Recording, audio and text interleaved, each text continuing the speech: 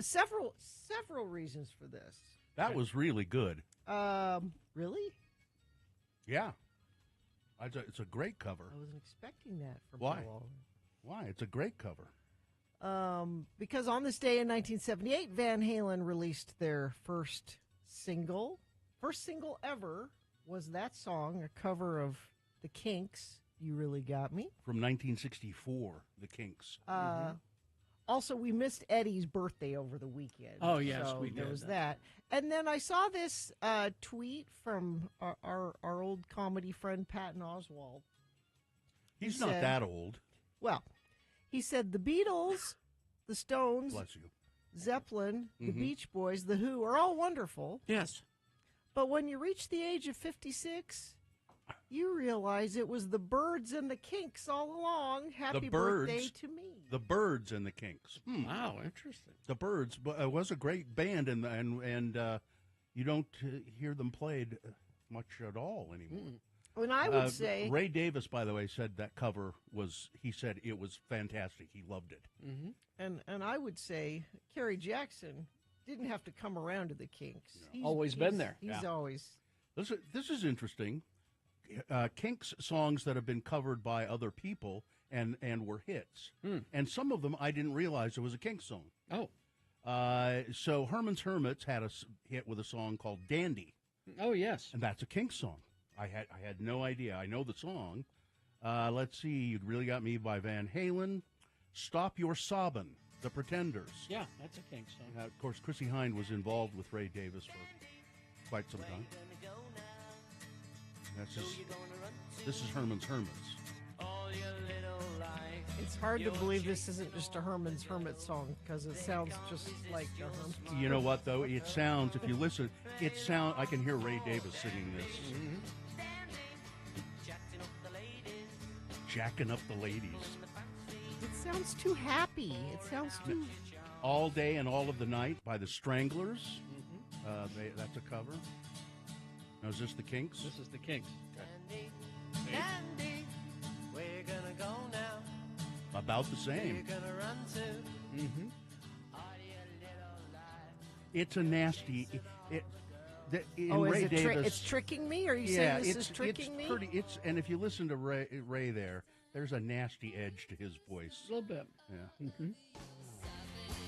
This is the Pretenders. I love this song. I guess I didn't know this was a Kinks song. Oh, yeah. Here's the Kinks. It is time for you to stop all of your sobbing. This is time for you to stop all of your sobbing. I think I like the Pretenders better. What were the other ones? Let's see. The Stranglers did All Day and All of the Night, which is a great Kinks song. Yeah, I can only hear the Kinks doing that. Let's see. Stop.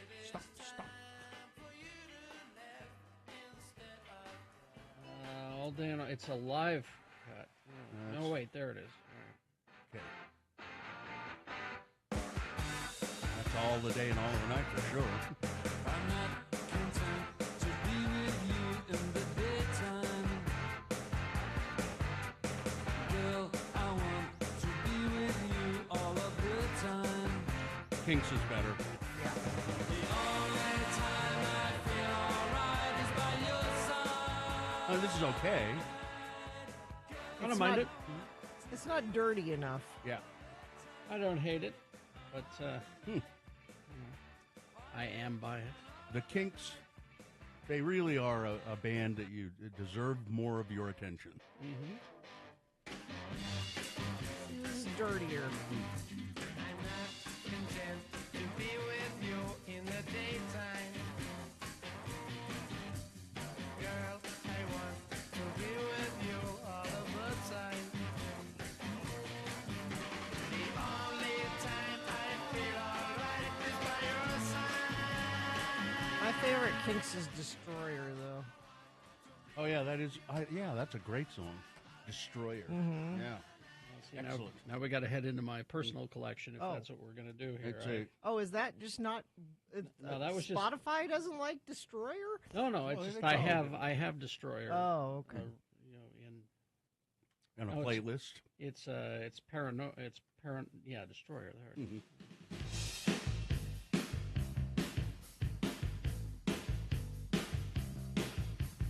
Met a girl called Lola and I took her back to my place. Feeling guilty, feeling scared, hidden cameras everywhere. Stop! Hold on. Stay in control. Girl, I want you here with me, but I'm really not as cool as I'd like to be. 'Cause there's a red under my bed, There's a and little. there's a little yellow man A in my little. head, and there's a tree blue inside of me that keeps stopping me, touching you, wanting you, loving you. Paranoia, the destroyer. Surely people covered that. I bet. Not don't know. much. No? Not much. No, Of that's course, let's see. that song is really. It'd be hard to do that. Let's see. Now this is What's this? them live on the. They do it faster. Yep.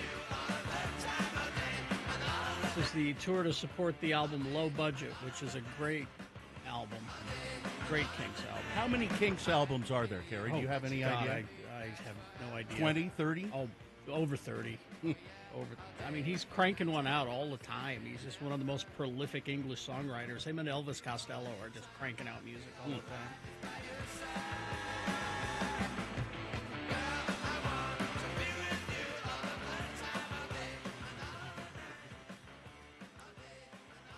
What was their concept album? The Society. Well, there's a couple of them. the Green. What is it? There's the Village Green Preservation Yeah. Society. Right. There is Arthur, the Fall and Rise of the British Empire. And then there is soap opera. Oh, I don't know that. Yeah. See, Carrie knows his Kinks. Soap opera is where we get Jimmy Santangelo's theme. Have another drink, it'll make you feel better. Oh, It's not what the song. It's not what you think it is. It's bad. But we 20 just played that little actually, it taste. says there are 26 studio albums 26? and 4 live albums. Yeah. But then from the Ray's Kinks. got his own stuff. Ray's got his own stuff. Yeah. Ugh, That was some farting around that right was there. definitely some We farting can around. fart around with the Kinks every day. Every day.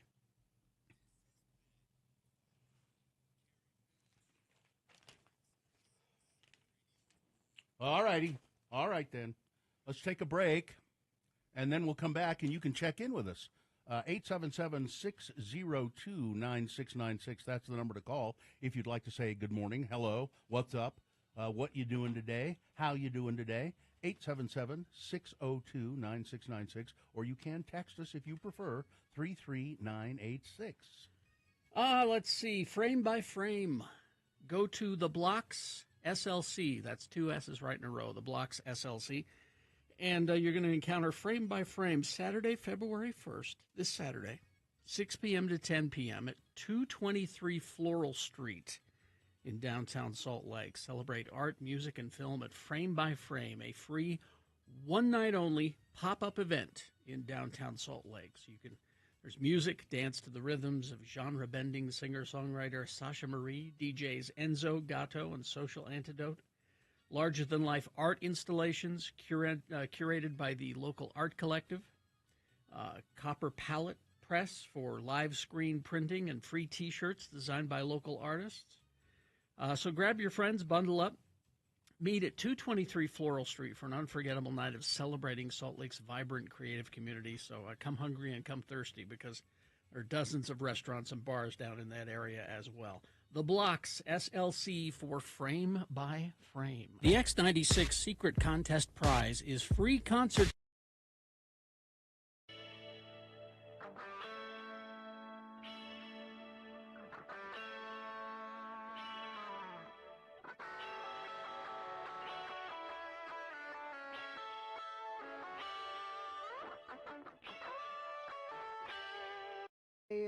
Bear Lake. The whole lake? Oh, the entire lake. Yeah. I guess so. All right, so here we go.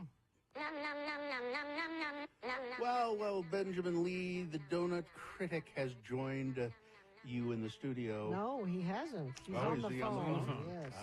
Yes. Morning, Ben. It's too hot. It's too hot in the studio. Yeah, that's true. I wouldn't know, though. I'm home. You were smart to stay away, Ben. Where are Yeah, you? the ice cream I was going to bring in was going to melt, and it was going to be more of a cream soup than ice cream. So, All right. Where were you going to bring us ice cream from? there's a couple good shops. So Brooker's is one of my favorites. Rockwell is one of my favorites. So good times will come. I will Okay. bring that next time. Okay, great. All right. But you wanted to talk about Bear Lake specifically this time. Yeah, so it's still hot here. Everything in the valley, and obviously you're experiencing the heat in the building. So everybody is trying to retreat to the mountains or to Bear Lake. And so I wanted to hand out some new recommendations. We talked about Bear Lake a little bit last year when I went on my little vacation. And I want to talk about some places that you can go that are a little bit off the beaten path, let's say. Okay. So I do want to recap, though. If you're in Garden City, there are some treats that you do need to hit. And so just to recap what we talked about last year, if you didn't hear or didn't go onto my site, 5 places that you need to go in Garden City. Okay. It's going to be pretty busy because Raspberry Days is coming in a few weeks. But if you're hitting up Crepes and Coffee, that's going to be an awesome place for you to What do they sit down have and there, relax. Ben? What do they have there at Grapes and Coffee? So they have sweet and savory crepes, obviously, and then great coffee and drinks. Ah, It's an outdoor patio seating. It's really one of those fun times, especially in the mornings or as kind of like it gets cooler in the evenings. okay. And then the next is Ruka's, and she does the poffertjes, so like the little pancakes, kind of little jam filled. She Yeah. also does some cream. Those are so good. You need to hit up LeBeau's. This is not going to be a new one. Everyone goes to LeBeau's. It's the Yeah. classic, but I feel like a LeBeau's shake is a necessary item every trip. A new addition has been Burger Barn. So Burger Barn's really good with their burgers, and it was one of the best raspberry shakes I've had. So that's definitely a place. And then Zips. Zips is the king of fried foods. I'm they listening. just do everything. Everything's fried food. Not everything. They do burgers and some hot dogs and other things on the side, but their fried foods are chicken. They do fried Oreos. They do fried beans, fried raviolis, a lot of other different things. So, Okay. All right. I'd try that. yeah. But the biggest thing and why I'm talking about off the beaten path is because the beaches aren't very good this year with the water so high. And so it's really hard to find a really good sandy beach. So people are going to the north side. I don't know. Have you guys been to the north side of the Yeah. beach? Yes. It's definitely like the more sprawling sandy beaches that you are looking for when you go on vacation, especially playing in the water. And there are some places up there on it's obviously the Idaho side. So, we're in Utah talking about Idaho, but it's all in the same place. Yes. All right. What are some places there? So my first stop is in Montpelier. So it's about 30 minutes north of Garden City, but it's right there by the North Shore, and it's called the Ranch Hand Trail Stop. Oh. And the coolest thing there is this stack of pancakes that is the size of a cake, and it's only $11. Oh, really? Oh. Okay. And if Can you you- finish it, it's for free. Oh, so it is designed for one person. It's dare food. Yeah. Yes, it's designed for one person, but as like an eating challenge. But okay. this diner is just so fun. Think of Dumb and Dumber's diner when he throws the salt shaker. That's the type of diner that you're going into. I did not throw the salt shaker last time, and I recommend that you don't do it this time. But it is such a cool diner. I love it. All right. All right. Next. Next. El Camino Donuts. So this is in Paris, Idaho. This is about 20 minutes north of Garden City. And it's this shop that started about a year and a half ago. It's this New Mexico retiree that came up and just wanted to do donuts. They wanted to retire there, and so they created this donut shop. And you have to get the cinnamon rolls. Those are the best thing that you're going to Okay. get there. Okay. And you have to go early and don't expect good service. That means the Everybody food's that's good, come- I think. They're not interested in making So, you happy. It says donuts, but get the cinnamon rolls. Okay. Okay. So right. then the next Correct. one is Float On.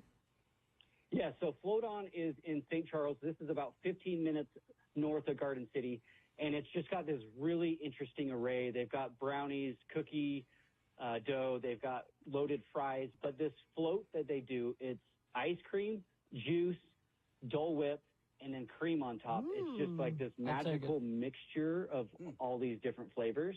I'll take it. Yeah, we have time and for it's one just more. Delicious. Okay, and then the next one is, this is going to be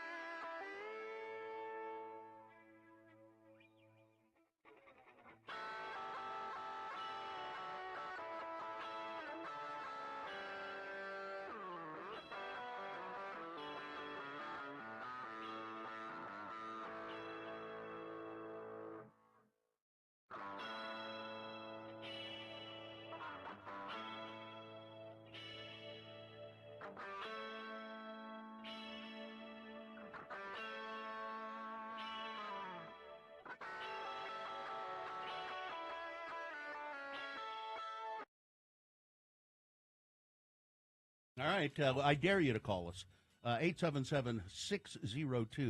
877-602-9696. That's the number. Or you can text us 33986. Shall we officially begin, Gina? Sure, why not? See Ballet West performing Cinderella with dates starting February 7th through the 16th. For the full lineup of dates and times plus ticket information, visit x96.com. And we have tickets to give away, I think, with Frank Christ this morning. Okay. The moon is just a little teeny, tiny sliver of a moon. 1.2% of full. Little. It's essentially a new moon. The moon will rise today, what there is of it, at 7:32 a.m., today being Tuesday. It's the 28th day of January in the year of our Lord Jesus Christ, 2025. It's Krista McAuliffe Day. Ah. Oh. She was the teacher who was chosen to go into space and lost her life along with others when the space shuttle blew up a few seconds after launch on this day in, I forget what year. It's National Lego Day. 70 years ago, Legos were sort of foisted upon the market. Blueberry Pancake Day Oh, nice. and Rattlesnake Roundup Day. That's really a lot of fun, isn't it? Rattlesnake Roundup. I don't want to go. You go but- round up the rattlesnakes. And this is the Radio from Hell show, starring the Lords of Morning Radio. Kerry Jackson right there putting on his work hat. I'm Bill Allred, and I was just checking. The price of eggs is still up over $4 a dozen. The For price, now. If you can the find price, them. the price of eggs. Well, If you can even find them. Yeah. Yeah. so eggs are, and I just want to reassure everybody before I introduce Gina, Uncle Si is okay. There's Gina Barberi right over there. She's part of the Radio from Hell show, of course. I'm Bill Allred. Katie for short is our producer back there. And we have Allison, I know, and somebody new training or doing something. Or is it, I want to say it's Mia? Is it Mia? What? Mia? No. Maya. Maya. Is it Maya? Is Maya. that correct? I don't know. Yes. it is. Okay. All right. All right. Let's go to check-ins. Is anybody on the phone? Yeah, well, there is somebody We're on. starting to. Yeah. 877-602-9696. Or you can text us. I saw some texts there. Sketchy Blake of Ogden checking in. I'm down in Phoenix the rest of the week for work. It's sunny in mid-60s here. Yes, but you're in Phoenix. Yeah, yeah, but you have to be in So- Phoenix. So. Let's see. Bus driver Troy checking in. The saddest thing is the most popular Kinks song is one of the 1980s, Come Dancin'. Yeah, that was their Didn't he biggest- write that about his sister? their biggest hit. Yeah, not a great King song, I think. It's good, but It's it's okay, It's but- not. It's not There are so many better ones. exactly. Let's go to AA Ron. Aaron in Ogden, good morning. Howdy, folks. Yeah, what's up today? Car on fire on I-15 southbound. Where? Oh, southbound where? Yeah. Over just, let's see, I'm passing through Woods Cross right now, so I would say Woods Cross Centerville. It didn't slow traffic that much, Okay. but it'd be on fire. Is it off to the side at least? Yeah. Okay. The cops are there. I think they're just letting it burn out or are waiting for the fire trucks because it was flames. Anybody got a marshmallow? Aaron, thanks for being our first Infinity member to report today. We appreciate that. Yeah. I wonder why do cars catch on fire? They're Why full does of that happen? gas. What do you mean? Why do they catch on fire? It's Gina. It's not like it's an everyday occurrence. I mean, why? I'm not asking how they I don't catch. think they just burst into flame. If you What I mean, just what causes it? That's, are we driving around in danger of our cars catching on fire at any moment? Well, I think don't if you think run so. into something, like the side of the Come on, highway. keep your theories coming. These are great. what that, if you crash into something and it spills gas out of the tank, it can catch on fire. Why is that hard to? They don't think they just spontaneously catch on fire. Let's not forget that gas isn't the only combustible Yeah. item in a car. Mm-hmm. If you don't run it properly and it gets too hot, you'll set it on fire because the heat it doesn't.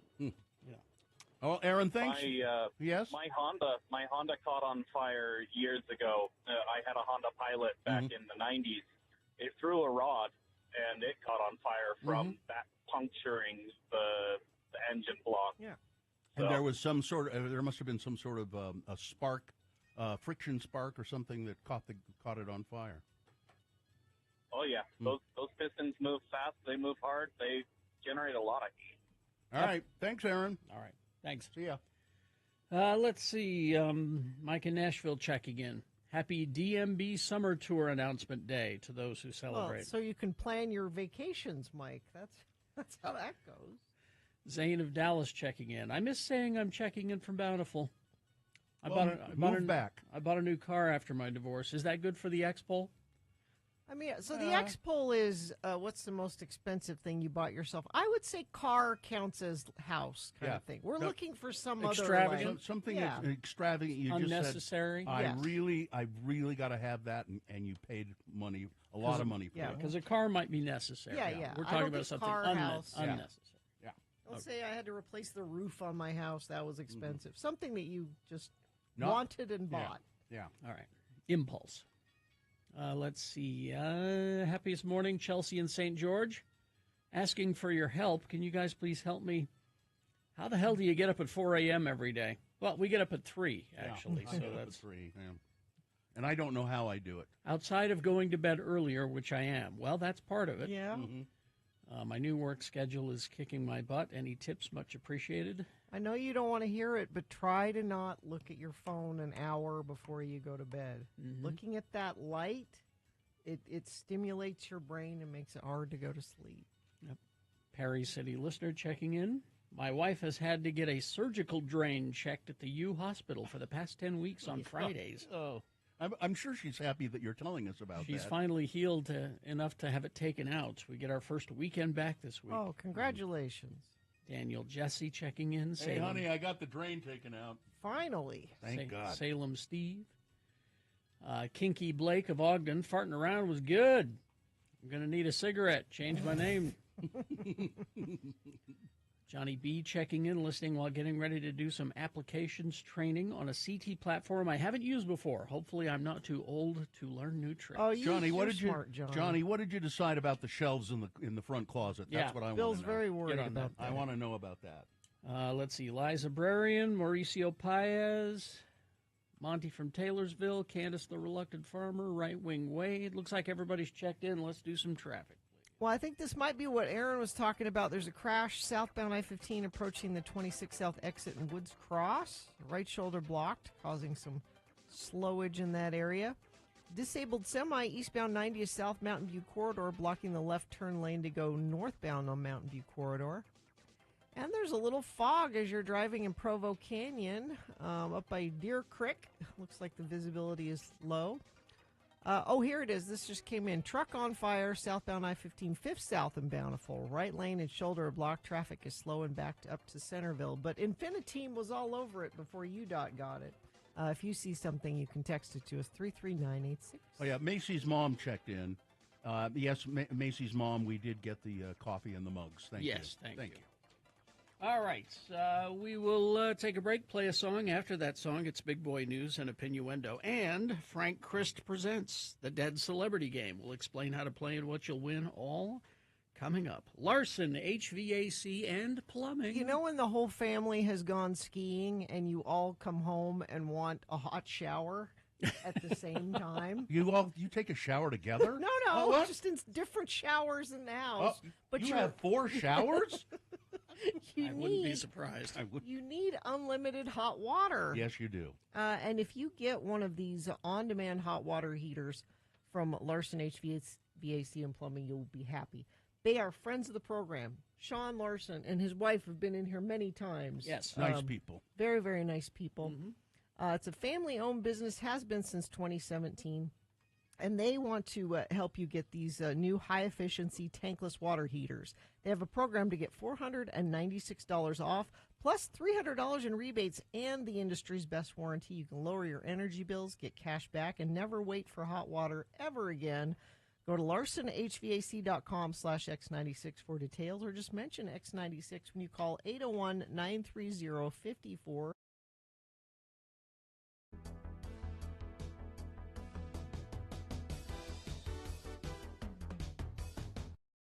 Let me look. Do you have a file full of lists? I do. I'll give you some options. Here's one that says, if your poop looks like this. No, that's not a good one. I don't know. Everybody poops. Yeah, but it's sort of just too descriptive, I think. I haven't looked at it for a long time. Shall I open it? No. Oh, well, it's too late now. I open. Oh, no, yeah, we don't want to do this. You don't want to do I don't know why I saved that. That's just terrible. You know, you have to use words like black or tarry stools. Yeah. I don't want to do that. I thought you still had a good I list. closed it. I had let's see, 10. You need me to find a list? I thought you had one. I did, but I didn't open the file until How just about now. eight things all guys feel but are too embarrassed to admit? Oh, Let's go there. No, I saw that this morning. I hated that list. Well, If you want, Do you have a better list? Well, you have until the end of this jingle. I still have sauce recipes that'll transform any meal. A good list. X96. I guess go there. Societally speaking, men are not believed to be the most emotional beings. Man is a statue, solid in form, relatively expressionless. I don't like that characterization at all. Because of this societal presumption, men tend to be embarrassed easily when they stray from their prospective roles in a matter that they shouldn't, things they're supposed to do. Here are 8 things guys feel but are too embarrassed to admit. Now, you guys are guys, Yeah. so you'll have to let So me know. yeah, well, we'll have to. Yeah, Okay, because we're the manly type. I'll try. I'll All right, try. go ahead. Number 1, you're insecure. What? Men are human beings. What? They, too, are bombarded with photoshopped images of perfect male bodies and idyllic faces that they can in no way live up to. They hate their bodies. They hate their faces. They hate their hairline. They're insecure about how they look. All right, enough of that. Oh. You're making me feel bad. Number 2, things that all guys feel but are embarrassed to admit. Okay. That he's in love. Huh? A guy admitting he's in love is viewed as a sign of weakness, not by you, but by guys in general. It shows he let his guard down and he cares about something. This is good news. But men tend to see this as a sign that you're going soft. Yeah, that's been one of my downfalls in my life. You can't admit when you're in love? No, I always do. Oh. Too many times to too many different people. Number 3, he doesn't always want to be intimate. As detailed by nearly every male character portrayed in movies and television, not every man wants to be intimate every time it's made available to him. No, you're supposed to want it all the time. It's okay. And why? This writer says, well, for the same reason she doesn't want it all the time. I'm tired. I don't feel attractive. I'm lazy. I'd rather be doing something else. It's okay to admit you don't want it all the time. I'd rather drink my beer. Here's one for Carrie. He likes girly drinks. Not so much anymore. Oh, you've moved away from the girly I drinks? kind of noticed that, yeah. But I will enjoy it. I mean, like when I went to Hawaii, I had the wonderful pineapple and God, what is it? Why is my brain blank? I'm thinking about the phones not That's working. okay, So it's I'm okay. I'm not thinking straight. Says, don't feel bad about that. They're a delicious palate change from your regular beer Sure or they other are. male-marketed beverage. I like girly drinks. Bourbon on the rocks. Let's see. That's a porn one. I don't want to do It's a that porn one. What about? I don't Come want to do on. the porn one. Oh, Come go on. on. This state has been suffering since they can't get their porn. Just read the first. A guy might be embarrassed to tell you some alternative things he's attracted to because he's not sure how you'll react. Oh, I see. All right. I get it. You don't need to go into any more details. I think we all know. I'm going to leave Can we at try that. it this way? Mai Tai, thank you. Oh.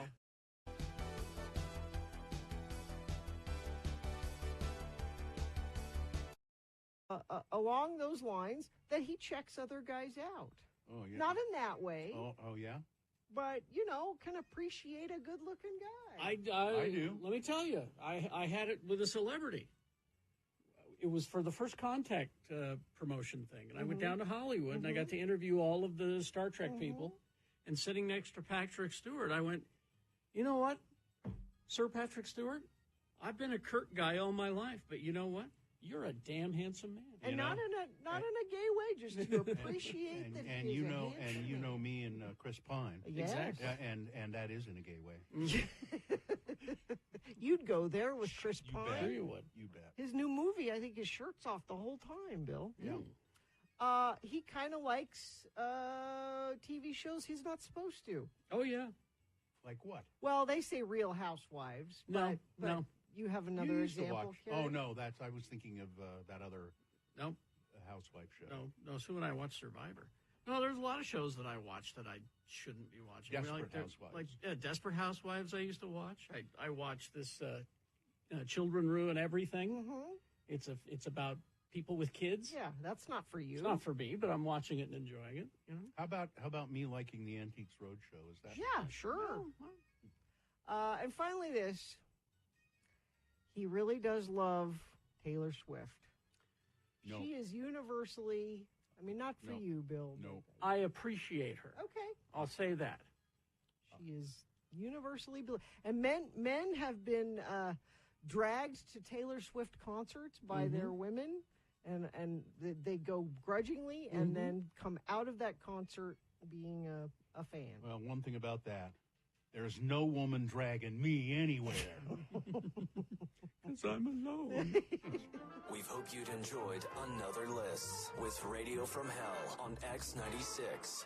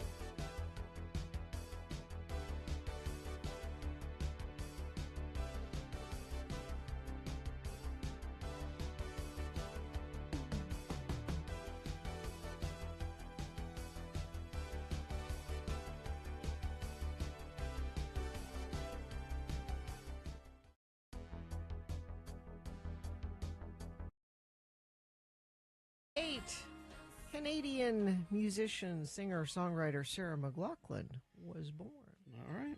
Thank you very much. Okay. Nope, sorry. What's that? I don't Or know. Sarah McLaughlin. Or Sarah McLaughlin. Let's see, 6:41 right now. It is time for some big boy news and opinioendo. Right after this big boy news, it's Frank Christ presents They're Fine, They're Just Fine, the Dead Celebrity Game. Going to give you a list of 4 celebrity names. 3 of those celebrities are just fine. One of them is dead. If you pick the dead one correctly, you'll win a prize. What is that? Tickets to a special dress rehearsal for Ballet West's Cinderella. A dress rehearsal. Oh, that's nice. Oh, I like that. behind the scenes. Kind of a thing. kind of a behind the scenes. So, you get those Cinderella tickets at 877-602-9696. And all you got to do is play Frank Christ Presents coming up after this. Big Boy News and Opinioendo brought to you by. Business owners, do you owe $15,000 or more on employment taxes and don't know what to do? McClure and Stewart, your local trusted tax attorneys. Go to McClureandStewart.com today. I was just checking. The war in Ukraine is still going on. Yeah, It hasn't. Trump said he would 24 end hours. that. Almost before he became president. Yeah. I just checked. It's still going on. Oh, okay. Good news. Bad news, but good news. Uncle Cy is okay. Who's Uncle Cy? Uncle Cy Robertson. Duck Dynasty, Gina. No idea. Last week, the Duck Dynasty alum alarmed fans when he didn't make his usual appearance on Duck Call Room, his podcast. I don't, what the hell is he, I thought. Detailing antics and hunting adventures in the heart of Duck Command. But his absence came with a valid excuse. He was recently hospitalized. He fell off a boat while he was on a hunting trip in Arkansas. He fell off the boat and landed on his oxygen tank. and it hurt him bad. See, he wears this oxygen tank wherever he goes. And he fell off the boat. He was in a dang hurry to get out of the boat. He went to take a long step, and instead of waiting for the boat to move the decoys and the shotguns, boom, dang hurry, he fell right on his oxygen machine. Right on the oxygen. You know, he wears it like a bandolier. And, he's going to be okay, though. Phew. I had to take him to the hospital. I didn't know this guy's name. I didn't even know about him, but I wish he would have died when that happened. Listen, Carrie, Sorry. Uncle I Cy, think the world would be better off. Cy Robertson, part of the Duck Command dynasty. Yeah. He's worth millions of dollars. I don't care. Millions of dollars. You I- can't wish millionaires to die. Oh, yeah. That's Then their money goes to someone else. that's usually the top of my list is millionaires and billionaires. It usually goes to their little S-holes kids who are little turds. Inspectors General dismissed by President Trump. Independent watchdogs summarily dismissed by Trump. Well, Have illegally dismissed. have denounced the move as illegal and a threat to democracy, a threat that paves the way for the appointment of political lackeys and widespread institutional corruption. The sacking of 18 inspectors general from federal agencies last Friday, including the Departments of Defense, Energy, and State, has also been widely condemned as illegal and part of the Project 2025 plan. I don't know anything about that. I don't. What's that? No idea. For a right-wing authoritarian takeover of the government. Hannibal Mike Ware, who was the Inspector General for the Small Business Administration until his sudden firing, told MSNBC that the dismissals are anti-democratic because they ride roughshod over a law requiring the president to give Congress 30 days' notice and the reasoning for any such move. This is not about any of our individual jobs. We acknowledge that the president has the right to remove any of us that he chooses. But the protections that were baked into the act is everything, absent having to provide a real reason. We're looking at what amounts to a threat to democracy, a threat to independent oversight, and a threat to transparency in government, he said. Because The these are independent. They're Yeah. not, he wasn't firing, Joe Biden's Democrat appointees. The Office of Inspector General was created in 1976 to provide a check on abuse of government following the Watergate scandal. In 2022, Congress strengthened an existing law preventing the arbitrary removal of inspectors general for political ends and their replacement with officials who were not independent of the White House. In response to Trump firings during the first term, those included the dismissals of inspectors general investigating Secretary of State Mike Pompeo and the Transportation Secretary Elaine Chao, and their replacement with loyalists who quashed the investigations. By the way, Trump also has removed security details from Mike Pompeo, Dr. Anthony Fauci, others. Bolton. Bolton. Now these are people who have had credible threats made against their lives, and they were provided government security details. And Trump has removed those details. And he was asked by a reporter, if one of those people gets killed, how will you feel about that? Will you feel bad about that? No, I wouldn't. I wouldn't at all. No. I would have nothing to do with that. If they get killed, they get killed. And my militia is out there. I just released them. The series of orders reflect that Trump has made about DEI in the military and COVID-19 vaccine status. Trump has made a series of orders making a promise that he campaigned on, with action being taken on Secretary of Defense Pete Hegseth's birthday at the Pentagon. Today, there are more executive orders coming that will fully support on removing DEI inside the Pentagon, reinstating troops who were pushed out because of COVID mandates, Iron Dome for America as well. This is happening quickly, and as the Secretary of Defense, it's an honor to salute smartly, as I did as a junior officer and now as the Secretary of Defense. Okay. This fine. Iron Dome for America thing? That's not going to. It's too big a country. Yeah. Exactly. Israel's tiny. Israel is the size. Israel is the size of New Jersey. Yeah. That's why it works. Search and rescue teams found a child who fell through the ice while fishing on a pond in Ogden and was in the water for over 2 hours. Ogden police said around 4:30 p.m. 2 juveniles of undisclosed age fell through the ice at Glassman Pond. One of them was rescued immediately and taken to a local hospital for treatment. Shortly after that report, though, Fox News learned that rescuers had found a second victim who'd been in the water for 2 hours.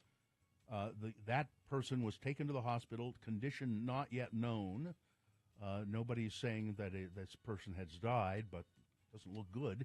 Ogden Police Lieutenant John Cox said the search and rescue crew consists of members of the Ogden Fire Department, Weber Sheriff's Office, and Washington Terrace Police. This is a fascinating story. Delta, Utah. It's where our production guy, Doug, is from. Oh, yes. Born and raised in Delta, Utah, out in the middle of nowhere. Delta City officials held a lively discussion last week about developing a new code enforcement policy and begin cracking down on violators. Now, the city normally receives a complaint from somebody. They verify a potential code violation, and they send a series of letters to residents or businesses who are in violation of these codes. Okay. The problem is those letters are most often simply ignored. And the city has no formal policy in place that allows city officials to act with any consistency. We sent you a letter. I didn't see it. A sternly worded letter. I didn't see it. Well, this left one councilman stunned. How is this not in place? How has this never been discussed in 100 years of Delta City? Said Councilman K.C. Bogue at last Wednesday's regular council meeting. Todd Anderson, the city's attorney, said when he was first hired by the city, letters to residents and businesses about code violations carried a little bit more weight and had the intended effect. Yeah. He said those days are gone. The perception of people in relation to government has changed. It's where it's screw the government. I can do whatever I want. Yeah, meaning in times past, you'd get the letter and go, well, okay, and I'll people take would care comply. of that. I better do something. And at some point, they were like, I dare them to come make me do that. And they didn't. President Trump will bail me out. The Utah House of Representatives passed a bill that critics have attacked as union busting. House Bill 267 prohibits collective bargaining by public employee unions and restricts their activities in public facilities. The bill also expands liability insurance offered to public employees, so I guess that's good. Representative Jordan Tusher of South Jordan acknowledged that so far police, firefighters, and education employee unions all oppose his bill, but he argued during a Monday debate that his legislation was designed to safeguard taxpayer dollars while ensuring all have a voice. I care about our firefighters. I care about our police officers. I care about our teachers and all of our public employees, he said. I would not run this bill if I didn't strongly believe that it is in the best interest of all the public employees we have across the state. None of them think it is. No, and the bill, and he says, you are perfectly free to join unions. That's fine. Have a union. You just can't do anything. Well, you can't strike. The whole point of the union. You can't. No collective bargaining. Yeah. What? Here's good news. A move to rename Southern Utah Roadway after President Trump has failed. After the Garfield County Commission voted against the motion on Monday. Good. County Commissioner Leland Pollock who proposed the motion, was the only commission member who voted in favor of renaming the Burr Trail Scenic Backway to the Donald J. Trump Presidential Burr Trail Backway. Following a public hearing, two other commissioners, Jerry Taylor and David Tebbs, voted against the motion, which would have also renamed the Johns Valley Road to Scenic Byway 12 as the Donald J. Trump Presidential Highway. The Burr Trail Scenic Backway connects Boulder to Highway 276. The majority of residents in Garfield County voted for Trump, but renaming the roads for Trump was a bit too much for most of them. I feel way better, admitted 15-year-old Tuckson Burr Hathaway, a descendant of the man who the road is named for. When the commissioners said no, I started clapping. I almost cried. Oh, that's let's see. Kia has recalled 80. You see a lot of Kias right now on the road. Have you noticed that? Yeah. And I guess, they look good. They're all new, and I think it must be because the price is They're is good right. cars, too. Well, they've recalled 80,000 of them for an issue that may prevent airbags from deploying. 80,000 of the newer Kias. The recall includes 2023 and 2025 Niro electric, plug-in hybrid, and hybrid Kias. And finally, this story. Good news from Costco. Costco has officially confirmed a month-long rumor that the wholesale club will officially swap out Pepsi for Coca-Cola products at its food courts. Wow. Prompting excitement among some of the customers, this summer we will be converting our food court fountain business back over to Coca-Cola, thank God. said Costco CEO Ron Vachas. This is a major blow to Pepsi, by the way. It is. It really is. Well, I'm Team Coke. Rumors that Costco will swap out its fountain drinks were first reported last month by a Costco insider. After over a decade, Costco is switching back from Pepsi to Coke products in their stores. But here's good news. The $1.50 hot dog and soda combo, still in place. Not changing the price. Can I have a Diet Coke? Is Diet Pepsi okay? No. No, it's not. $1.50, and to me, I don't care. They're very different things. I can taste a little difference. There is a little difference in the taste, but I think I would prefer a Diet Coke. But if they say Diet Pepsi, is that okay? I go, yeah, that's fine, because it's, No, it's give me a okay. Dr. Pepper then. That's what you pivot to. What are you afraid that you're going to be poisoned by I just Diet don't care Pepsi? for Diet Pepsi. It's what it makes your mouth hurt. It's weird. Sports, weather, traffic. I want to thank Alert. Infiniteam isn't just for traffic, by the way. It's for celebrity sightings. Daniel sent me this picture from the Jazz game last night, and they were having help tanking because they did tank last night. They lost to the Bucks 125-110. It's a picture of Conor McGregor. Ugh. Now, what about him? What? He's just at the game, but there's kids taking pictures. Kids, he's a gross, horrible person who's been multiple times charged with sexual. But Gina, he's a celebrity. No, kids don't take your picture with Conor McGregor. And He's parents, gross. keep your kids away from him. Yeah, he's gross. But he's a celebrity. That's your sports. Weather, 19 right now, 36 for a high. And yes, the inversion is building back in. Here it is, because snowstorms, maybe till this weekend, it'll get worse and worse. Traffic. That truck fire, southbound I-15, 5th South and Bountiful, right lane and shoulder block. Traffic is slow and backed up to Centerville. Let's see. No other traffic sent in by you via text, but you can if you see something. 33986. Frank Christ has joined us here in the studio. Frank, did you go check on Uncle Si? No, I actually You no, didn't? I didn't. No, Because I didn't get the message. He's okay.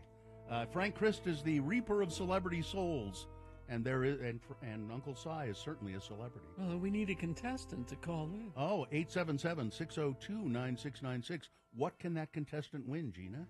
We've got tickets to Ballet West performance of Cinderella. This is for the special dress rehearsal, but you can purchase tickets for the show February 17th through the 16th.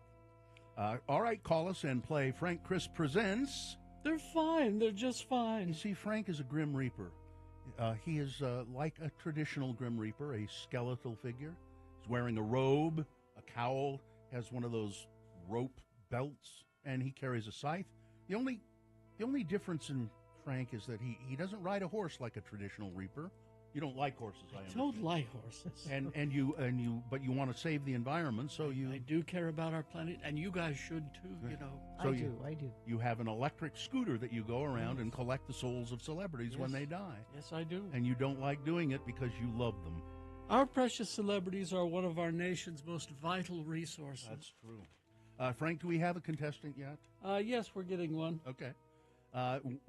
Frank has given me a list of celebrities, 4 celebrities, and on this list, 3 of them are, in fact, Fine, just fine. fine, just fine. But one of them, Frank has taken away, and it is the contestant's job to identify the dead celebrity. Shannon. is Shannon. Hi, Shannon. Hi, How are you? I'm fine, just Oh, fine. that's good to hear, That's Shannon. good, Shannon. Shannon, if you identify the dead celebrity on this list, you will win tickets to see the Ballet West production of Cinderella. Because it's Rattlesnake Roundup Day, Frank has given me a list of actors in movies about snakes. Here we go. Number 1, Danny Trejo. Danny was first arrested when he was 10 years old. He spent the next 17 years in and out of prison while battling drugs. He discovered acting was a preferable job, and he was in dozens of movies like Triple X, Once Upon a Time in Mexico, Anchorman, Grindhouse, and Rob Zombie's Halloween. He was in a snake movie called Anaconda. Number 1, Danny Trejo. Second celebrity on this list is Eric Estrada, best known as the motorcycle cop Ponch on the TV series Chips. He was a regular voice on the Adult Swim series C-Lab 2021, and Estrada made his film debut alongside Pat Boone in The Cross and the Switchblade. His snake movie, King Cobra. Number 2 is Eric Estrada. Number 3, Patty McCormick, best known for her performance in The Bad Seed. She received critical acclaim for the role on Broadway and was nominated for an Oscar for her performance in the film adaptation of The Bad Seed. She also played Helen Keller in the original Playhouse 90 production of The Miracle Worker, and she was Jeffrey Tambor's wife on the ABC sitcom The Ropers. Snake movie, Silent Predators. Number 3, Patty McCormick. And finally, number 4, Strother Martin, remembered for his portrayal of the warden or captain of a state prison camp in the film Cool Hand Luke, had one of the most memorable lines in all of movie history. I think what we have here is a failure to communicate. He played villainous roles in many well-known westerns, including The Horse Soldiers, The Man Who Shot Liberty Valance, McClintock, and True Grit. His snake movie, he was an evil herpetologist in Number 4, Strother Martin. That's really the name of the movie. It's SSSSSSS. So there you go. 4 celebrities, one of them dead. Which one is the dead one, Shannon? Patty McCormick. Patty McCormick? No. No, she's fine. She's still alive. Fine. She's 79. She is just fine. We'll give you another. We'll give you another chance, though, Shannon. Listen carefully. Is it Danny Trejo, Eric Estrada, or Strother Martin? Must be Mr. Martin. Strother Martin, yes, died way back in Yeah. 1980 at the age of 61. Still too soon. Yeah, still too soon. Congratulations, Shannon. We believe in second chances. You won the tickets on your second try, and you get to go see Cinderella at Ballet West. Hang on the line, Shannon. Thank you. You're welcome. Thank you. All right, well, You might want to go check on Uncle Si. I'll check on Uncle Si. He fell on his oxygen machine. You know? You know, and if I happen to trip on his tube, Yeah. Oops. that would be yeah. unfortunate. Mhm. Actually, I'm going to go check on Alan Alda No, today. Frank, Oh. you stay away from Alan Alda. Oh, yeah. 89 years old God today. bless And him. he's got the Parkinson's. I wonder if he's got. I wonder if he just wants a steak. Maybe. Just get him a steak. Maybe that's what he needs. Maybe. Goodbye, everybody. Goodbye. Goodbye, Frank. What? Why would he want a steak? Because he's a vegetarian. Oh, I didn't know that. So I haven't had an update on that truck fire southbound I-15 Fifth South and Bountiful. Maybe you're in the area. Maybe Aaron is driving the other way. And Could be. can tell us if that's been taken care of. That's the only incident, though, that UDOT was telling me about. If you see something, say something. Good morning, Gina. Traffic slowdown, exit 99, eastbound I-80. Thank you. That's the kind of thing we need to hear from 33986. All right, KXRK Provo, we will take a break. We'll be back after these messages. Don't forget, Boner of the Day is on the way. Stand by for that. Hoops Vision Correction, HOOPES Vision.com. They're terrific people at Hoops Vision. I just go there for regular, eye maintenance these days. But they're noted for the LASIK procedure that they do. LASIK or PRK, they can get rid of your glasses or contact lenses with this simple procedure. And they've done, I was going to say hundreds, but I think probably thousands of easily. it by now. Carrie and I have both done it. I mean, we got there early on in their old facility, and now Yeah. they've got that new facility down there that they designed just for them. Yeah. So So get rid of your glasses, your contact lenses.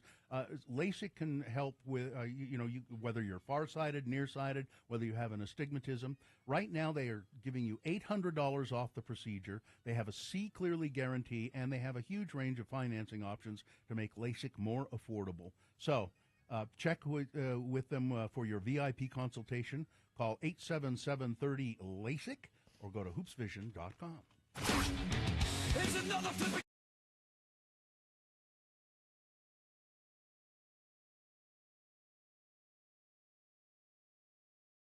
No one wants to pay for. And now, a morsel of murder with Gina Barberi. Radio from Hell on X96. No one wants to pay for this, and maybe you don't want to listen to it if you haven't had your breakfast yet. Especially if you've had soup in the last couple of days. DNA tests have confirmed that human legs found inside a refrigerator and a skull removed from a cooking pot in a home in Hong Kong belonged to fashion model Abby Choi. The glamorous 28-year-old influencer's dismembered body parts were discovered in a house rented by Choi's former father-in-law. Leg soup. No, the legs weren't in the soup. Oh. This is Okay. brain stew, if you will. All right. A large hole in the back of the skull is where the married mother of four was struck last month during a fatal attack which allegedly occurred in a dispute over money. The search for Choi's torso and hands is ongoing after more than 100 police officers scoured a landfill but failed to locate them. The chilling revelations come as a seventh person, an unnamed 29-year-old woman, has been arrested in connection with Choi's savage murder and dismemberment. How many people? 7. Are you going to These are- explain how they all were Yes. involved? The latest suspect was arrested in mainland China. They said the woman allegedly helped an accomplice before fleeing. So this is all her ex-husband's family. Last week, Choi's ex-husband, Alex, his father, and brother were charged with murder after the discovery of human body parts in a house recently rented by them. A pair of legs in the refrigerator, the skull was fished out of a cooking pot, and in another cooking pot, there was green radishes, carrots, and meat believed to be human flesh swimming in a liquid topped with a thick layer of fat. Well, I look at a picture of her. I don't think there was a lot of fat on her. An electric saw, a meat slicer, a hammer, face shields, Good Lord. and raincoats. This is like a movie. Yes. And the whole family was involved. So this woman, this influencer, she had a lot of money. And she had a home, multi-million-dollar home, which she, when she was married to her first husband, placed in her father-in-law's name for some reason. Okay. Tax purposes. They get divorced, and she's trying to, clean up her finances, and she's like, I'm selling that house, and it's not going to be in your name, ex-father-in-law. Well, he apparently did not care for that. Well, At you all. can't blame him. So the only choice he had was to Cut her up. kill her and eat her? Yeah. And apparently the whole family is involved. This isn't just one person. They all got together and said, here's what we're going to do. And they went to the house and they put plastic sheeting on the walls. I mean, they studied some Dexter and, I mean, cuckoo. So, Says here, and I'm looking at a story about it, Gina. Says her case is one of the most shocking killings Hong Kong has seen since 2013, when when a man killed his parents and their heads were later found in refrigerators. They don't do anything halfway in Hong Kong, apparently. Nope, they're all in. So that one's been swimming around for a couple of. Here's weeks. another good one in that same story. In another famous 1999 case in Hong Kong, a woman was kidnapped and tortured by 3 members from an organized crime group. Her skull was later found stuffed in a Hello Kitty doll. That's weird. Well, who's going to look there? No one. It's the last place you Well, look. somebody did, apparently. Hello, Kitty. What? I just can't. Yes? I can't understand or can't fathom how people can No. bring themselves to do this sort of thing. Which is a good thing, I guess, that I can't fathom. And this is a group of people. Yeah. Like, you might see, okay, one person kind of goes nuts and does something like that. This is an entire family that feels so wronged by this Said clearly the only answer is. only answer. Oh, yeah. And it's not just kill her, we're going to what is this- overkill her. What is this putting it in a pot? Was it to destroy the evidence, or are they really going to have Abby's soup? There was vegetables and other things. in Yeah, it. well. I don't know. Huh. So there's that. Uh-huh. Well, thanks for it. So there's that. Yeah. Well, thank you. Thanks. That's great. It's just a morsel. I don't think I'm going to have a soft serve ice cream today. No, it doesn't have anything to do with this. I don't know. Have a soft serve. You deserve a soft serve. I won't. ice I won't be able to think of anything else but this all day. cream. Ugh. What? Sorry. Abby Choi. Well, So there's that. there's that. There is that. Yes. Is there anything else? No. No. that's- There's that. It's just a morsel of murder. It's just that.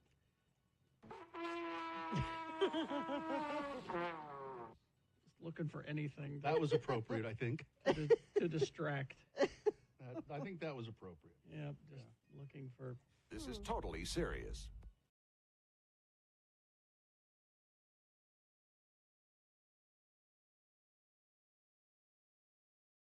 Where? Where fine podcasts are found. Yeah. Is so- it, Katie? It's just on our usual podcast feed. Okay. Yeah. So yeah, Sunday we did Lights Camera Brunch, and as part of that whole event, or we do a podcast, or we tape it, we record it, and so if you weren't there, you can enjoy all the fun we had. Or if you were there, you can re-enjoy all the fun. It was, I thought, quite a good show in the long run. I was really pleased with it. We got as part of the show, we talked to a couple of young women from the University of Utah, the Dixon girls, Bella and Ava Dixon. And the reason we had them on the show was their father is a screenwriter in Hollywood, in L.A., and he's been in contact with us over the years. We've interviewed him for some of his projects before. Horror movie. He's a horror movie aficionado. He's got a horror program on Apple TV right now called Curses. It's an animated horror program for young adults. You know, kind of. It's real. I watched one episode. And it's very good. It's not for me because I'm an adult mostly. But, mostly. But for people like the ages of, I don't know, 9 to 15 or something like that, but so we had them on because of that, and it's movie because, related, and because so they're from L.A., but Jeff and his wife are from Utah, and their house burned down, and Jeff got a hold of me, and I don't know if he suggested. I think we suggested that they come on the show. You did, and when I said we, I meant, of course, included you. We're all waiting. And he sent us an email Monday. He'd listened to the show, and he said, "Thank you so much. What you did for my girls yesterday, Sunday, at Lights Camera Brunch. It will always be remembered, both by them and by me. When I spoke to them afterward, they were just over the moon with emotion. Oh, good. I'm They glad. felt so much love from you guys that I can't even begin to explain how much that means. As I mentioned before, they've been really disconnected from it all because they were here going to school when the fires occurred and burned down their house, and all of their possessions, everything that they owned, was all gone. their childhood Yeah. stuff. And they talk about that on the podcast, Mhm. about watching it on television and going, oh, my God. Yeah, there was actually footage of their house. Of their place. Of their yeah. place burning. Said, as I mentioned before, Jeff goes on to say, they've been so disconnected from it all. This helped them feel that connection from my Utah core. And the girls you presented, the gifts that you presented to them was the cherry on top of it all. It was just incredible. I was listening today when you mentioned us during the show. You totally should go see Xanadu. There is a lot of roller skating in it. Thank you again. I simply can't say it enough, and please pass this on to Carrie and Gina. And as always, thank you for letting me listen. Jeff Dixon, Curse's creator, executive producer. He's a showrunner for it, too. Yeah. So it was, that's part of what you'll hear on the podcast is talking to the You know, Dixons. Radio from Hell is a family. It's a family affair. We met people on Sunday, parents with kids Mm-hmm. who listened. I met a couple people who said, my parents listened to your dad, and now we listen to you and my kids. I talked to a woman there who won a prize from me in 1983 when she was 13 years old. Jeez. It's intergenerational. And my apologies for not being able to, as I say, work the room. Go out and say hi to everybody because we were having some technical issues with the board. Everybody did their jobs perfectly. It was just this board was acting up. And so I had... Carrie has to do that kind of Me and stuff. Katie, we sat and played with it for an hour and finally got it figured out. But just a So I great... did get a chance to go out and say hi to people. A great crowd of people, a lot of familiar faces who've come to it every year, and who've been fans for a long time. And we also talked to Tony Vainuku, who directed some documentaries, and that was I thought, a very interesting discussion with him. And we played Beat Gina, and we made a lot of jokes, and it was fun. So There you it's go. available. You can go listen to it. It's up now. And it is not safe for work. It's not like the regular feed. No, don't. Yeah. Have Don't be your fooled. have your earbuds in when you're listening right. to it at work. All right. Traffic. Crash eastbound 201 freeway just after 72nd West in Magna. The left shoulder is blocked. Let's see. Gina, you failed me. Southbound Legacy is a complete parking lot. What do you mean I failed you? Isn't that the truck Yeah, fire? talked I about it told earlier. you? I'm sorry. You failed for not listening long I'm enough. sorry. Yeah, give me more info, Infinitine. That's all that UDOT has told me. Keep me posted, please. 33986. All right, we've got boners coming up. Here are the candidates you will be voting for. Boner candidate number 1, January 6th Patriots in trouble again. Boner candidate number 2, it's not okay to show empathy for people. And boner candidate number 3, party down with the principal and teacher Carly. Boner of the day, big boy news, all coming up after these messages and a song. It's another flippin' cash contest. A chance for you to win $1,000. Listen for keywords that we'll announce at approximately 7:15, 10:15, 1:15, and 5:15. Each keyword is a unique entry for you. Listen all day to increase your chances of winning. Yeah, we're just bribing you to listen longer. All the rules are at x96.com. I'm going to give you a keyword right now and a special number to text it to. That number is 508-777-1000. That's 508-777-1000. Text the word SPEND. SPEND. S-P-E-N-D. SPEND. Now to enter to win. Thank you, Haster Games. I want to thank Haster Games for providing a prize for our friends on the podcast. They were able to find one of their games that was destroyed in the fire. HasterGames.com, 6831 South State Street. It's a long, cold winter. Don't just accept boredom. You deserve to be entertained. Unplug and get a new board game from Haster Games. Magic, Dungeons and dragons, dice, figures, paints, all the latest board games. Hastur has it.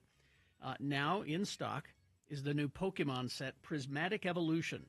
Lovers of EV and its many evolutions are in for a real treat with this set featuring all the fan-favorite EV forms.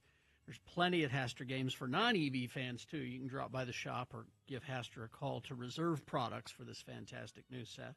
Also in stock this week, Return to Innistrad, one of Magic's most iconic planes with Innistrad Remastered. This set features several most well-known Magic the Gathering characters and locations reprinted, some for the first time ever. So go to HasturGames.com for more information, but better yet, just go down and see them. They've been doing this for a long, long time. 6831 South State Street. Hastur has it.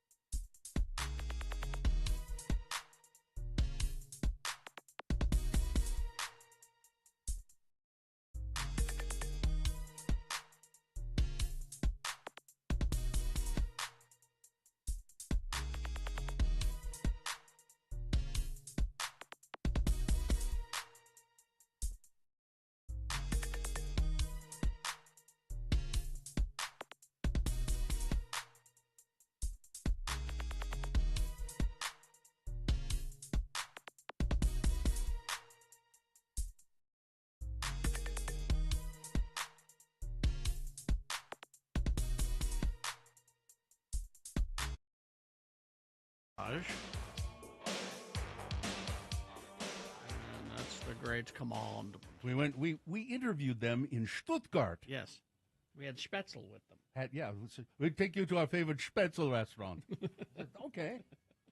Was that a commandment? It was a great commandment. It was delicious. It was very good, actually. A delicious commandment. I have yet to find Spätzle that good. Really? Yeah.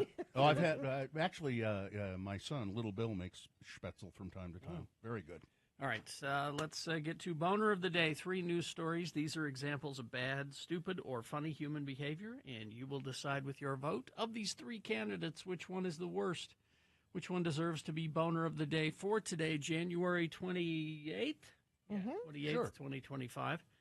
We'll give you 2 candidates now, a third after the news, and once you've heard all 3, you'll vote. One of you lucky random Boner voters will receive. Can't buy it. Got to win it. Radio from Hell Boner T-shirt. Here's Boner candidate number 1. January 6th Patriots in trouble again. Andre Take assailed police with bear spray at the U.S. Capitol in at the January 6th riots. And in 2016, he was charged with a third-degree felony. A convicted U.S. attacker, he was freed from prison by President Trump's decision to pardon every participant in the January 6th uprising, but now he has to grapple with other charges. Soliciting a minor for sex. Yes, Andrew Take, a patriot, a January 6th patriot, is apparently, allegedly, solicited a minor for sex. Now, do you have the other story? Yes, I do. Okay. It's part of this Boner candidate. Oh, all right. An Indiana man who was pardoned by Trump for taking part in the January 6th insurrection was killed by police during a traffic stop Sunday. Matthew Huttle, shot by a sheriff's deputy after resisting arrest and getting into an altercation with a police officer. So this was... So before January 6th, he'd also been in trouble with the police. Mm-hmm. He'd been charged with assault or something.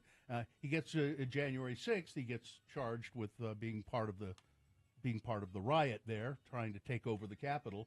And now he's dead because he got into another altercation with the police. Because you can see how that would go if the president said it's okay to assault police officers, which is basically what he did by letting them go, and you're out and you get pulled over for a traffic violation. Do you think that person's going to comply? I don't have to comply. Yeah. I had a pardon. Mm-hmm. Listen, I went back to the Capitol. I was a patriot. Me and my Uncle Dale. We went back January 6th. Patriots in trouble again. There's 2 cases right there. That's Boner candidate number 1. Here's Boner candidate number 2. You know, it's just not okay to show empathy for people. Selena Gomez should know that. Oh. She posted and then deleted an emotional video of herself crying over deportations of undocumented immigrants by Immigration and Customs Enforcement agents, which resulted in her getting conservative backlash online. Quote, "I just wanted to say I'm so sorry," a crying Gomez said in a video on her Instagram. "All my people are getting attacked. The children, I don't understand. I'm so sorry. I just wish I could do something, but I can't. I don't know what to do. I'll try everything, I promise." Several conservative commentators criticized Gomez for having empathy, for posting and crying over undocumented immigrants being deported. Gomez deleted the video and posted a since-deleted response on her Instagram story. Apparently, it's not okay to show empathy for people, she said. Right-wing political host Tommy Lahren posted a video slamming Gomez, calling her a certified moron. "This is why we don't take our political advice from Disney child stars," she said. No, we take it from professional wrestlers. That's so much better. And Kid Rock, Yeah. Boner candidate number 2. I feel bad that she took it down, Selena. okay. It's not okay to show You're a emotional real empathy. Oh, person. no. The second that you show empathy, boy, you're It's not just... okay. Yeah. Coming up in a moment, Boner candidate number 3, party down with the principal and Teacher Carly. Boner candidate number 3 coming up after this big boy news. Creative community of downtown Salt Lake at Gallivan Center. Experience the magic of Glow, featuring dozens of magical illuminated sculptures, or ice skate with a date, or the whole family at the Gallivan Rink. Plan your visit at theblockslc.com. Well, here's another result of Trump being elected again. Roseanne Barr, who was fired by Disney from her ABC show in 2018 at the height of its ratings prowess, is plotting a TV comeback. Oh, Barr boy. tells Variety she wrote a new comedy series with Roseanne and Arliss alum Alan Steffen and is about to take it to market. The new series, which will star Barr and be 4 to 6 episodes in line with the UK comedy format. It's a cross between The Roseanne Show and The Sopranos, she says, and centers on a small-town farmer in Alabama who's saving the United States from drug gangs in China. What? The protagonist dabbles in growing and selling drugs like cannabis and magic mushrooms. It's silly and out there, she says. It will contain very offensive ideas and a lot of swearing. I live with my daughter and her husband and their 6 children on a farm, and they have goats running through their house and stuff. It's based on my life as a farmer in Hawaii. They save America with guns, the Bible, petty crime, and alcoholism. It's kind of like the Coen brothers. No, because the Coen brothers are good. In 2018, Barr referred to former Michelle Obama aide Valerie Jarrett as the offspring of the Muslim Brotherhood and Planet of the Apes. She apologized to Jarrett and deleted her Twitter account, but ABC took quick action and fired Barr, canceling Roseanne, which had just finished its first season. But, she can come back now because, well, all will be forgiven. That fire up in Ogden, it was an apartment complex under construction. An Ogden school now is having to deal with the aftermath of that fire. On Saturday, the under-construction apartment building caught fire, and flames were shooting into the air and alarmed many who saw smoke over the city. The fire site is located between 2 buildings on the campus of the Da Vinci Academy of Science and Arts. Looked at our cameras, and it was just a major bonfire, so at that point I was extremely nervous, said the school's executive administrator, Fred Donaldson. Because of the fire site being nearby, the school was on a remote schedule Monday, and it probably will remain that way for the rest of the week. It wasn't a typical Monday for school staff. All things considered, we had minimal damage to the school. There's like a lot of smoke, but we're going to just sort of take the week off and have kids go to school virtually. The Justice Department has fired lawyers who prosecuted Donald Trump. The Trump-era Justice Department on Monday fired more than a dozen lawyers who worked on special counsel Jack Smith's 2 prosecutions of Trump, while a Trump appointee opened an internal review of the department's decision to charge hundreds of January 6 defendants with felony obstruction offenses in connection with the Capitol attack. So they're going to re-look at this. And see, we're going to look at this again. Why didn't they do that before they let people out of jail? No, it's not the point. What they're going to do, what they're doing, Gina, is they're not going to look at the people who were charged. They're going to look at the people who charged them. Yeah. The January 6th committee and any prosecutors that were involved in that. Ordinarily, I would be for a relitigation of this in front of the American people. But the people who will be in charge of this relitigation aren't going to let us see all the stuff. A farm in New York has been forced to euthanize over 100,000 ducks after a bird flu outbreak. 100,000. I've been warning you Officials, about this. Well, you should have warned the ducks. Officials said the highly pathogenic avian influenza was detected at Crescent Duck Farm in Long Island City through testing on January 17th. The commercial duck farm had to cease all of its operations, and now it must euthanize the entire flock.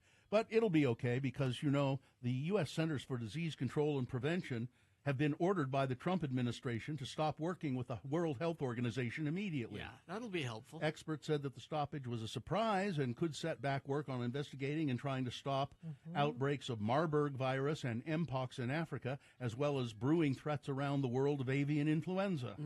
Oh, and tuberculosis. Tuberculosis is coming back as well. Here, but let's not work with the World Health Organization. No, we should not do that. And backyard chickens, actually, they're proving to be a game changer for a lot of people because eggs are so expensive. Yeah. You got chickens in your backyard, you got eggs. That's nice, I think. Let's do the crime desk, I believe, has a story, right, Gina? Yeah, a British father who claimed he accidentally stabbed his teenage daughter to death while they were play fighting Oh, that happens all the time. has been found guilty of murder. On Monday, Simon Vickers, 50 years old, was convicted of murdering his 14-year-old daughter, Scarlett. In England, news comes after a court heard earlier this month that Vickers had denied causing the death of his daughter, who was fatally stabbed in the chest on July 5th. At the time, he insisted they were just messing around in the kitchen in a normal, playful way. Vickers claimed that the pair had been play fighting and jokingly throwing items at each other while cooking before he mistakenly swiped a kitchen knife, which he then hit Scarlett with. After his partner called for an ambulance, paramedics attended to Scarlett on the floor. She had a severe stab wound in her chest, and she tragically died a short time later. The pathologist told the court that it was practically impossible for the 4-inch deep stab wound that Scarlett suffered to have been caused by a play fighting situation. It had to be held firmly at a 90-degree angle to pass through her chest. Exactly. That's not, and you might like graze somebody, but this was a direct. This was a stab. We just got word that story about the kids falling through the ice in that pond in Ogden. The one kid who was in the water for a couple of hours, it's been confirmed that he's died. And then finally, this story. If I could stop using Google, I would, because they have confirmed they're going to rename the Gulf of Mexico as the Gulf of America on Google Maps. They are in the U.S. And also the Alaskan peak Denali, the highest mountain in North America. Trump has ordered that should be changed back to Mount McKinley. I'm not going to use Google anymore. Google Maps has said we will, and then in our new edition they will. I will be use renamed. I will use Bing. All right, Bing it, Carrie. I will Bing it or Ask Jeeves. Yeah, I won't be using Google anymore. All right, that's it. All right, weather traffic. Okay, 21 right now, going to get up to a high of 36. No storm in sight till maybe Friday into Saturday, which means that inversion is going to start building back in today. So start giving some thought to your trips you're taking in your car, maybe trip chain, and limit your driving if you can, because that's going to sock everything in for a few days, it looks like. Traffic, emergency crews are now blocking the left lane and shoulder eastbound 201 freeway just after 72nd West. Delays are increasing into Magna. Lots of reports out of Farmington, southbound I-15 parking lot, Bountiful almost to Farmington. And some of that spills over onto the Legacy when I-15 is having trouble. That's why Legacy is also very slow. Accident at the on-ramp I-80 East from Highway 36. Highway 36 by Lakeport, a standstill, adding 30 minutes. Lots of you texting in about that one. Thank you so much. Mountain View Corridor going toward Redwood Road, backed up over the hill. Infiniteam has assembled this morning and is letting us know. Thank you. Keep us updated on what you're seeing on the roads. 33986, Excel Automotive Repair, commuter vehicle repair specialists, Asian and small domestic vehicles, dealership quality service at independent shop rates. Located at 33rd South 290 East. To make an appointment, go to excelautomotiverepair.com. Here's Boner candidate number 3. If you have the ability, go to x96.com/live and look at these pictures. This is Party Down with the Principal and Teacher Carly. A Florida elementary school principal who was once earned Teacher of the Year honors was arrested Friday after a raucous house party where around 100 teens allegedly were drinking booze inside of her home. Roosevelt Elementary School Principal Elizabeth Hill Brodigan and another teacher, Carly Anderson, who works at the same school, were both charged. At least some of the young partiers were drinking booze they got from coolers inside the house. 100 kids partying in this house, the principal's house. This is a picture of the principal, and then do we have her mugshot, the second picture? Do we have that? Principal's mugshot? Oh. That's the one I wanted you to do 2 pictures? Well, okay. You should see her mugshot. She just looks horrible. Party Down with Principal and Teacher Carly, Boner candidate number 3. All right, let's review the first 2 and vote. Boner candidate number 1, January 6th, Patriots in trouble again. 1 for soliciting sex from a minor. Another dead for an altercation with police on the streets. Boner candidate number 2, it's not okay to show empathy for people. Selena Gomez being attacked for being upset and posting on her Instagram some video of her crying and saying, I feel so bad for people who are being harassed by ICE. And she got so much crap, she took it down. And then Boner candidate number 3, It's a Party Down with the principal and teacher Carly. Woohoo! All right, there you go. Time to vote for Boner of the Day. 1, 2, or 3. Remember your candidate number, the one that you think should win, the one that you think is the worst. Put that single digit in the message of a text, then text that to 33986. Or you can call Katie in the producer's booth. She'll take your live voice vote. Yes, she'll answer the phone and speak to you at 877-602-9696. Or you can go online, x96.com. Look for the box that says Boner of the Day, Boner Voting, January 28, 2025. Click and vote. If you don't see that box, refresh your browser. It'll appear. All right, you've got 4.5 minutes to get your vote in. Now, don't forget, as soon as we award the Boner, that's when the X poll begins, and we'll take your calls at 877-602-9696. The X poll question today is, what's the most expensive, extravagant thing that you have bought yourself? Not your house or your car. Yeah. Not things you need. Nothing practical. Yeah. No, something extravagant that's not, you didn't need it, But you really want but you really wanted it. So tell us about it, how much it cost, all of that. And do you regret it? That's what I want to know. All right, so let's get to Boner Voting. Here we go.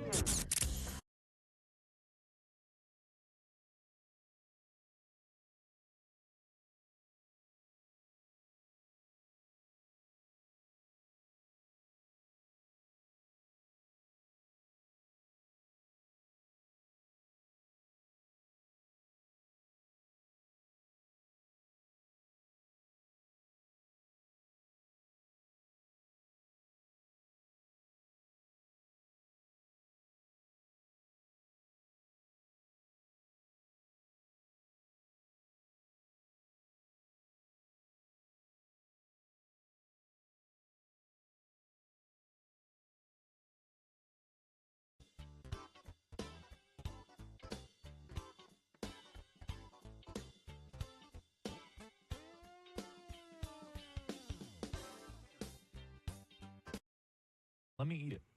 He says, new cereal alert, Fruity Cheerios taste like Fruity Pebbles with the texture of Cheerios. Mm-hmm. And that's different from Fruit Loops. I do love Fruity Pebbles. It's been a Yeah, while since I've eaten Fruit them. Loops are a little lighter, aren't they? Yeah, they got more that's air right. in them. Yeah, now that I think about it, yeah. It's all about the process. It's been years since I've had them. My two cereals growing up were Fruity Pebbles and Cheerios. So maybe Really? this is right up my alley, despite We've some been hesitation. having cereal around the house lately, which is very uncommon for this household. But I guess one of my kids has really started to like cereal. So we've had Cheerios, just plain regular Cheerios, which are fine. You know, I like them. If you put milk and honey on them, maybe a handful of raisins if you like raisins. Sure. And then we've had wheat checks, which I like Those are also. good. Yeah. Yeah, these are basic cereals we have. And then my wife's been making granola, really good granola. Different sort of flavor every time. It's not quite the same recipe every time. Sounds Great. good. Sounds good. Yeah, I haven't eaten cereal in a while. I've been trying to avoid milk outside of my coffee. It gives me the tummy troubles. Oh. Yeah. Oh, are you lactose intolerant, Nicholas? A little bit, for sure. My Victorian boy body can't handle most things. So, Inferior genes. yeah. My Victorian boy body. Of course, What does that mean? my childhood cereals, I have too many to mention. Yeah? So, Yeah. Mention You know. some. Freakies. You ever hear of Freakies? Never heard of Freakies. Oh, lovely. How about, here's two I know you've not heard of, and they're partner cereals. Baron von Redberry and Sir Grapefellow. Baron von. Well, they would bring back those characters for the Halloween cereals, wouldn't they? No, No, you're those thinking are of the not. monster cereals. Oh, These are guys who were World War I pilots. I just See? Googled it. I found it. That is great and, imagery. And they became cereals. And they were cereals. Warring cereal characters. Yes. Grape cereal. Did it really taste grapey? Yeah. Are you surprised it didn't work? Yeah. I don't, grape cereal just doesn't. Remember grape flavored Tang? Remember that? Well, no, wait a minute. Let's go back. Grape cereal should work. Why not put, because we'll put fresh blackberries on cereal or fresh blueberries. Well, Why not grapes? Because that's the accent and not the base. Well, and is it a synthetic grape flavor? Oh, very much. Yeah, so that's not Very going much. to mix. It's not an actual grape. What was the red berry like? Is that Baron von Red Berry? It's Yeah. just like Raspberry? it's like Frankenberry. It was a strawberry flavored. Oh, okay. Now, the Freakies that the chat room found is the Freakies with marshmallows. No. Do not taint my Freaky cereal with marshmallows. Yeah, don't taint it. Don't. Do you not like you marshmallows in general? Well, I like them okay. Yeah. I mean, because Frankenberry is one of my favorites. Uh-huh. But Freakies didn't need marshmallows. They put them in there. No. Just have it. That's when it went downhill, man. That's when it stopped being interesting. And, of course, Quisp is the best. Anyway. Freaky sold out, bro. You really didn't. You stayed away from the mainstream cereals. I did. I was more interested in these fringe cereals. That's cool. Like Quisp and Quake. Yeah. Orange Cream Pop Crunch. Oh my God, Delicious. Then there was one called Grins and Smiles and Giggles and Laughs. That's No.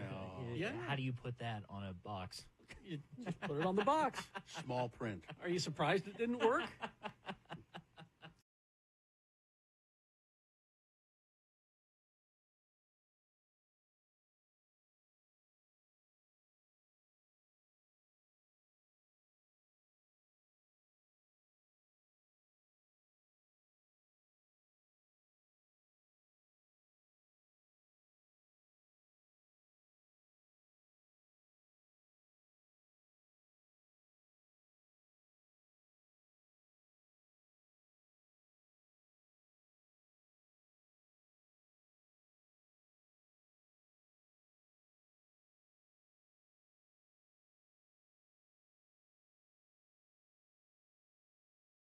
All right, 7:48. Time to award Boner of the Day. And the boner of the day is brought to you in part by, it was a delicious lentil soup. Lentil soup with sausages, and it was really good. And be unstoppable and adventurous with Bountiful Mazda. Lease your Mazda CX-30 for just $179 a month or the CX-50 for $239 a month. Find out more at bmazda.com. A lot of voting. Two of the candidates received over 100 votes. Boner candidate number one, the January 6th Patriots, in trouble again. And then Boner candidate number two, people picking on poor Selena Gomez.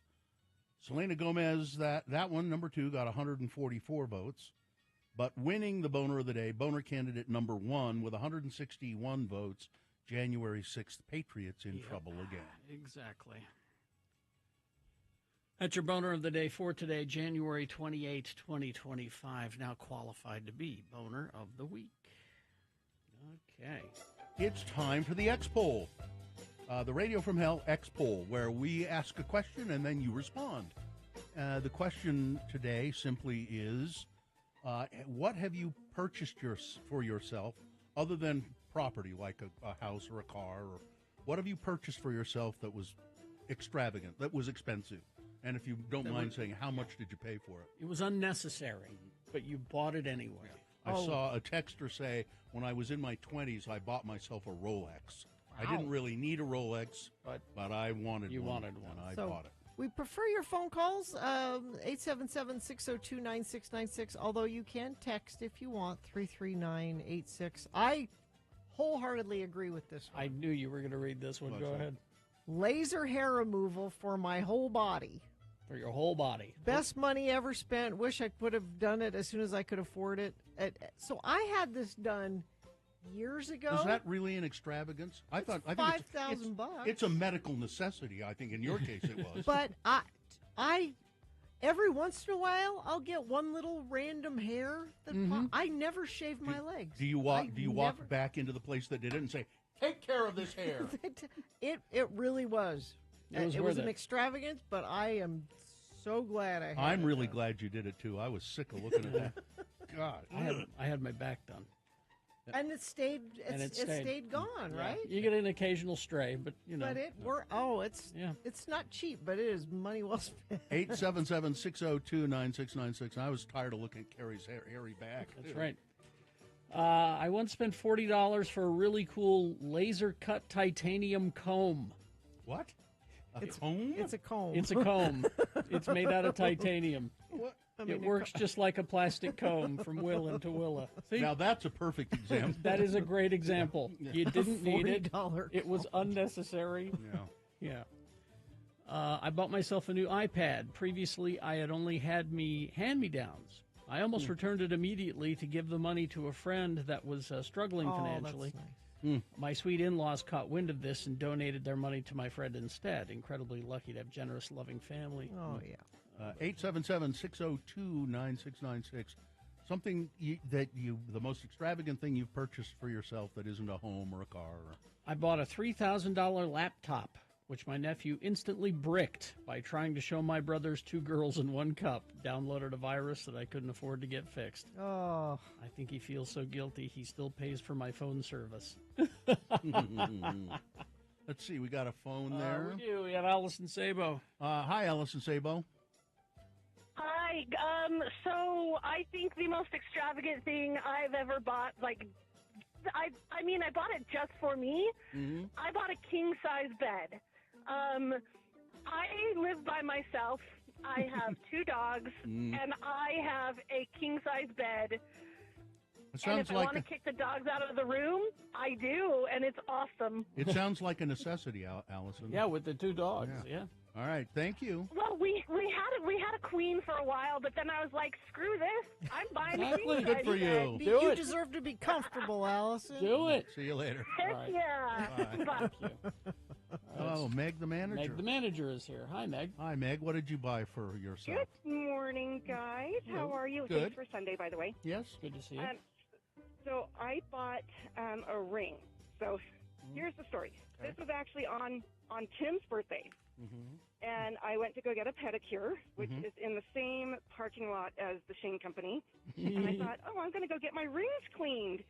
And as they're cleaning my rings, so I was looking nice for my husband for his birthday, I said, what is that? And they said, that's a black sapphire. Ooh. And I was like, can I try that on? You bet. And it fits my middle finger perfectly without any sizing. And I was like, happy birthday, honey. Very You good. bought yourself a ring on his birthday. On his birthday, that is the price of probably a good car payment. There you go. All right. Thanks, Meg. It's a real nice one, but it's beautiful. I'll Thank bet you, it Meg. is. All right. I'll show you guys next time I see you. Please. Okay. Talk to you later. Thank you. Let's go to Holly. Hello, Holly. Hi, Holly. What did you buy? I bought a French bulldog. Just Those are They're expensive. yeah, they shouldn't exist. Really. Are you They happy? shouldn't, but Are- I am very happy. Yeah. I love Frederick. He is my best friend. How long have you had Frederick? That's a great name for him, by the way. He'll be 4 years old in February. And is his health good? Oh yeah, he's in great health. Okay, Yeah, but he's good. a snorer, isn't he, though? Oh, they all snore, they all fart. I actually have 5 now. Exactly. You what? Exactly. You have 5 French bulldogs? I do. I bought Frederick, and a year later, I got a girl named Fiona, and they had babies, and I sold 2 of them, and I kept the other 3. Wow. There you go. Well, That is an extravagance. it's a family. Thank you, Holly. Thanks, And Holly. if you were to change his name to Froderick, I think that would be Froderick. that would be fun. Frederick. Froderick. See you later. Thank you. You see, that's what we're after. Yeah. 877-602-9696. Or text your question. We prefer your phone calls, but text your question 33986. All right. Traffic, Gina, please. Looks like we've still got that slowage, I-15 southbound going through Farmington that's spilled over into Legacy also. Emergency crews blocking left lane and shoulder. Eastbound 201 freeway just after 72nd West. I think friends of the program have written in about that one as well. Issues out in Tooele, too, out on SR 36. Lots of people saying it was a parking lot out there as well. Let me know what you're seeing. Text it to us, 33986. All right, thank you very much. X-Poll continues after these messages, 877-602-9696. Something expensive and extravagant that you treated yourself to that you didn't need. It's probably ridiculous, but tell us about it. Ranlife.com/X96. Oh, that's me, isn't it? Yes. Yes, Ranlife, a local mortgage company, residential acceptance. Ranlife. And I don't know what the N is now. I meant to look it up Naturally. yesterday. Residential acceptance. Naturally. So if you've been dreaming of getting a new home, Ranlife is the mortgage company that you should really consider. They've slashed their floor rate to 3.25% on a 3-in-1 adjustable rate mortgage for FHA and VA loans. That's 3.25%. That's really good. And that means you got more buying power. You can get a bigger house, a better location, nice kitchen. Maybe you want a pool. You could maybe get a pool. Don't wait. Turn your dream into an address with Ranlife. Visit ranlife.com/X96. Learn about their incredible low rates. That's ranlife.com/X96. Let Ranlife help you unlock the door to your perfect home. That's ranlife.com/.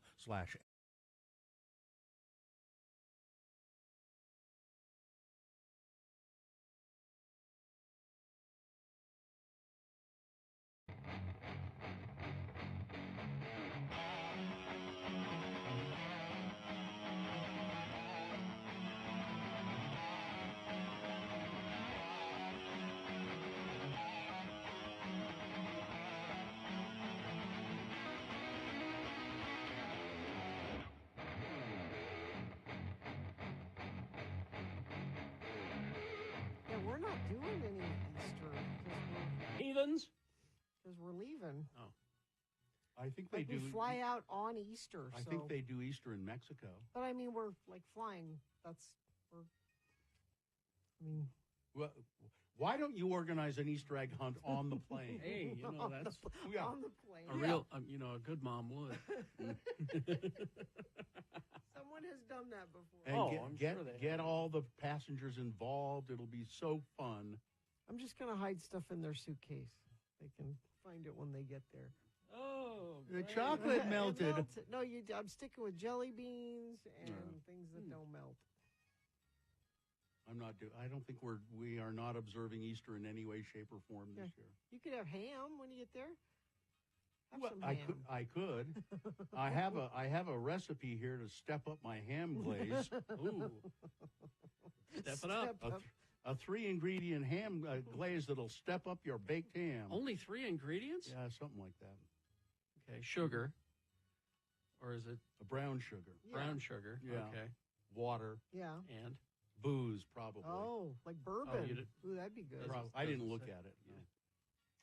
I don't know. You need to know what that third ingredient is. I probably already deleted it. I'm sorry, Carrie. Damn it. Without looking. No, wait. No. No. Oh, here it is. Oh. Wait. Let's see. I think You're I teasing. got it. You're just teasing me No, I now. think I've got it here. Is it Coca-Cola? Wait a minute. Let's see. I gotta go thing, ahead. three in. Lamb recipe. No, 2-ingredient trick for the most No, luxurious that's sweet not it. potatoes. No. No, that's not it. Well, maybe when we come back, you'll have it. I'll see if you can step up your ham, baked ham. I'll look for it. Oh, this is a good suggestion. This is how I'll celebrate. I'll watch Life of Brian. Yeah, there you go. Good suggestion. There it is. I found it. Okay. Okay. Read more. The 3-ingredient glaze Yes. that makes ham 100 times Yes. better. Brown sugar. Okay. Come on, open, you son of a. Okay, there it is. All right. This glaze will work with any kind of Okay. ham. Half a cup of brown sugar. Uh-huh. Third of a cup of water. Uh-huh. Well, there are 4 ingredients here. What do you do? 3 tablespoons of Dijon mustard and a All right. quarter of a teaspoon of ground cloves. All sounds That's great. 4 ingredients. That works. Sounds How to good. make Water doesn't count as an how to make my ingredient. 3-ingredient ham glaze? Use 4 ingredients. That's confusing. Yes, water's an ingredient because it says 1/3 cup water, pineapple juice, or orange juice. So, We went to Hawaii for Easter when I was younger. My mom hid the eggs all around the hotel room and a couple hidden outside. It was fun. Oh, okay. here's a simple tip: you can make the glaze while the ham is heating up in the oven. Well, sure. No, really? Yeah. Boy. They think of everything, don't they? There's a reason why they call this Simply Recipes. It's for the simple. Brown sugar, bourbon, and honey. Yum. That's what someone is saying. That's what I would do. There you go. That'd be a good one. All right.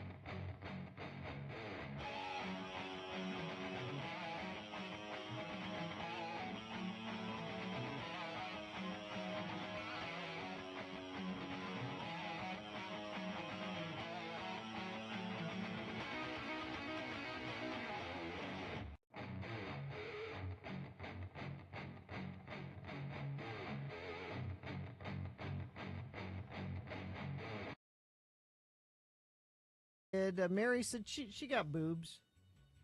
That was her. Boobs in Bluffdale. Boobs in Bluffdale. Mm-hmm. Not a purchase she regrets at all. Well, 877-602-9696. The lines are full, but let's get going. What's the thing you purchased? Kind of an extravagance, but other than a house or a car. It's like me. I have a Breville toaster oven air fryer, which was like over $300, and a Breville coffee machine that was over $300. And that's a lot of money to spend on them, but man, I do love them, both of them. Yeah. All right, let's go to Sid. Hi, Sid. Hi, Sid. What did Hi. you do? What did you do? Oh, I bought a very expensive automated kitty litter machine. I saw those. I've seen those online, and I used to have to clean the cat box. I don't do it anymore. My kid does it.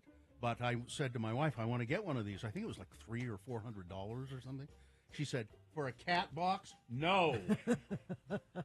But yeah, this was like $700 or $800, and I had a good justification for it though.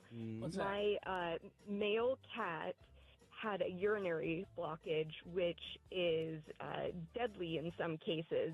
So each time one of the cats uses the litter box, I can tell if they've entered. So now I can see if he goes too frequently, I know there's a problem. Okay. How much did you pay for a cat litter box? Like I $700. think it was like $700 or $800 Wow. at Costco. Wow. All right. All right, Sid. Well, it's cheaper. It's cheaper Yeah. than the bill for his surgery. So Yeah, it's Okay. worth it, Sid. Worth it. All right. All right. Thank you. thanks. Let's go to Alex. Hi, Hello, Alex. Hi, I bought a pen when I was in college for $100. $100 pen. Wow. What kind was it? I don't remember, but I know it came in like the fanciest box I'd ever seen. This was like 15 years ago, so $100 was a decent amount of money. But it's the funniest part is I wanted to impress people by whenever they wanted a pen, I'd have a fancy pen. Yeah. And I'd buy suits at the DI for like $3 and take them to a tailor. But lo and behold, I always had the nicest pen around in my pocket. This is good to have. Still have it? Everywhere on everything. You still have it? I do not. I've lost it at my college fraternity once, and then it turned up 2 years later in a couch, and then I proceeded to lose it again a few months later. You can't be trusted with an expensive pen. That's right. You don't. Yeah, no, that was definitely the last one I purchased. All right. There you go. See you later. Thank you. Let's see. This is Mauricio. Hey, Mauricio. Mauricio Paez. Hi. Good morning, team. I Yes. apologize if there's any delay here. Whatever. I bought a racing sim setup. So I have a seat, I have a steering wheel, I have pedals that I connect to a PlayStation console to race. So you're a big car racing F1, fan, right? Formula One fan, right? I am. It was terribly expensive, but I really enjoy it. I mean, it's cheaper than buying a car and wheels and brakes. So how much did you pay for a setup like that? Yeah, what's that cost? So the seat alone was like $200. The steering wheel and pedals were almost $850. Wow. All right. Yeah. But again, cheaper right. than a car. That's the low end. Yeah. Do you have a family, Mauricio? Mm-hmm. No, I don't. Yeah, I didn't think so. see you later. We're your family, Mauricio. Yeah, Bill, that's that right. was rude. That's right. Okay. See you later. Thank you. Let's see. 877-602-9696. Jake is here. Hi, Jake. Hi, how are you? Good. What'd you buy? I bought a massage chair from Costco. And how often do you get in the massage chair? I'm curious. Every day. When I first got it, like the first year, yeah, every day. Now it's probably once or twice a week, or just whenever I feel I need it. It really works well though. It does. We got the top of the line one that was over at Costco. Mhm. I was actually teasing my wife. We were walking by, saw these really expensive chairs, Mm-hmm. and I said kind of loudly, the salesman was there, and I said, "Hey, honey, why don't we buy a $10,000 chair?" And he just kind of looks at us and says, "Well, come try it." And next thing I know, we're That's all it hauling took. one out of there. Got to get your ass in the seat. It It sells really, itself. what was really $10,000? Yeah. Oh man.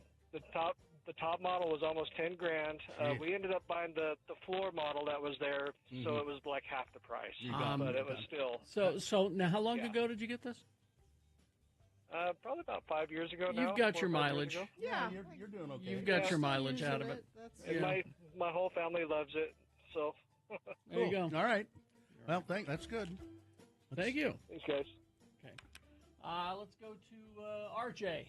Hello, RJ. RJ, what have you done? Hello. What have you done? I spent entirely too much on a first pressing David Bowie album. Well, pretty cool, though. let's find out. First of all, which album? Rise and Fall of Ziggy Stardust. It's- It still it's- even has the cellophane on it. It is wow. that is a fantastic album. One of his top It three. is a great album. But you've never opened it, right? No, it actually was open when I bought it. Oh, okay. Okay, but how? But it still just has a cellophane on it. But how much? $285. It's a lot of money That's for a a record. lot, but you But know, it's pretty cool. That is pretty cool. What do you do? What do you do with it? It hangs in a frame on my wall. Yep. Okay. All All right. right. Because you'd pay that for a piece of art. It's a Sure you piece of would. art. All right. I think that's Exactly. Yeah. I see. I like people who buy stuff though that it's extravagant, but they can do something with it. Well, I guess you're doing something He with it is. if you're looking at He's it. enjoying it. All right. I buy comic books too, so I'm not one of those people. Yeah. All right. See you later, RJ. All right, Bye-bye. RJ. Thank you. Let's go to Michael. Hello, Michael. Hello. Yeah. What'd you spend a lot of dough on? A countertop pebble ice machine. Pebble Ice. Ooh, That's the Gina's good favorite. ice. Yep. Does Yeah, it break down a it's lot? all Because I know people that have bought them and said, yeah, I like it, but it breaks down a lot. If you clean it like on a monthly basis, we've had ours for over 2 years now, and it's going along just fine. Okay. There you go. Just got to take Why? care Why? of it.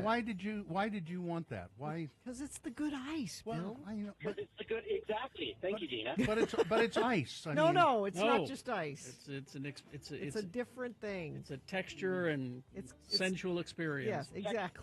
It indeed, the melting speed is controllable, and yeah. All right. All right. Thank you. All right, thank you. Okay. Let's see some texts. 877-602-9696. You might be able to get in under the wire on this one. Some texts. I love high-fidelity audio when listening to music. I splurged on a $400 set of headphones. I use them every day and love them. Yeah, see, you're getting your mileage out of those. Here's an interesting one. I bought a custom sword with my dad's ashes forged into it. Whoa. It was about $3,000. This is my dad. And I'm The going to cut you with sword. it. Wow. Life-size replica of Baby Grogu, worth every penny at $350. Lego Eiffel Tower. Oh yeah, I saw somebody early on said $1,200 on a Lego Millennium Falcon. Millennium Falcon. Wow. Yeah, they're huge. I just bought Utah Hockey Club tickets. And good them for my dad, who uses a walker. $392 for 4 seats. Well, that's not bad. Lego Harry Potter Castle. Oh, we could go into the Legos. yeah, all the Lego. Those sets could get expensive. My wife, she's pretty expensive. My wife. Take my wife, please. Yeah. Let's see. An unneeded extravagant purchase for my family is Disney Vacation Club. Paid about $40,000, but don't regret it one bit. I mean, that's another one of those. Yeah. If you use it a lot, Yeah, What exactly. is the Disney Vacation Club? you can go to the different parks and there's you have access to condos that are on site. And what now? Forever? I don't know if it's forever. I think it's like a one. Like you A pay membership? You It's pay the like if this person had called in, they could Yeah. explain it. Yeah. You know. Let's see. Let's go to line 1. Let's go to Brian. Hi, Brian. Hello, Brian. Hi, thanks for letting me listen. Yeah, what'd you buy? 19th century cane sword. Wow. Jeez. Oh, a cane with a sword inside of it. Ah, that's pretty cool. Yeah, it's wooden with ivory inlay. I'm convinced it was owned by at least one vampire. I bought Sure. it in New Orleans. Oh, if it was in New Orleans, Yeah, for sure probably. there was a vampire. Now, are you? It's authentic. You're sure it's authentic? It's really that old? Yes, absolutely. And It's beautiful. And it's in good shape. And is it? Do you ever use it for anything? Well, it's in pretty good shape considering how old it is, but every now and then I bring it out at parties and, show it off. Mm-hmm. Yeah. Walk around the house and, Oh, no, Brian's getting the act sword like out. I'm, Let's a leave. vampire. Let's leave. The party's over. We'll Brian's find- got his cane sword. We'll find our way out. Yeah. Thank you. All right, thanks, All right, Brian. Thank you. Let's go to Amy. Hello, Amy. Amy. Hey. Hi. What'd you Megan. splurge on? Okay, I don't know if this is a good one, but about $20,000 plus on a wedding, and then got divorced 6 months later. 6 months. Wow. That not- was a waste of Yeah, money, wasn't You're it? not getting your mileage out of that. It No. really was. No, and it was not even. He knew I didn't want to get married, but I don't know what I was thinking. I guess. Well, sounds like it How was did- expensive, but you're probably better off. How did you spend $20,000 on Oh, it's the easy. wedding? It's very easy What made to it do. so expensive? Well, we ended up having a very expensive restaurant cater. Mm. The food, we had steak and chicken and rice and mashed potatoes, strawberry cheesecake or chocolate Yeah. cake and like stuff like that. And then we hired actually Richie Stedman for our DJ. Well, that was a waste of And- money. Yep. And just the dresses and we Yeah. paid for all the. It's bridesmaids' not hard to dresses spend and- 20 grand on a wedding. Okay. Thanks, Amy. Yeah. Sorry. Yeah, thanks. All right. Let's go to Corey last. Hello, Corey. Go ahead, Corey. What did you buy? Hi, guys. Hey. So it's a photograph taken at a Pearl Jam show of Eddie Vedder leaping midair. And it's taken by photographer Danny Clinch, who's a very famous rock photographer.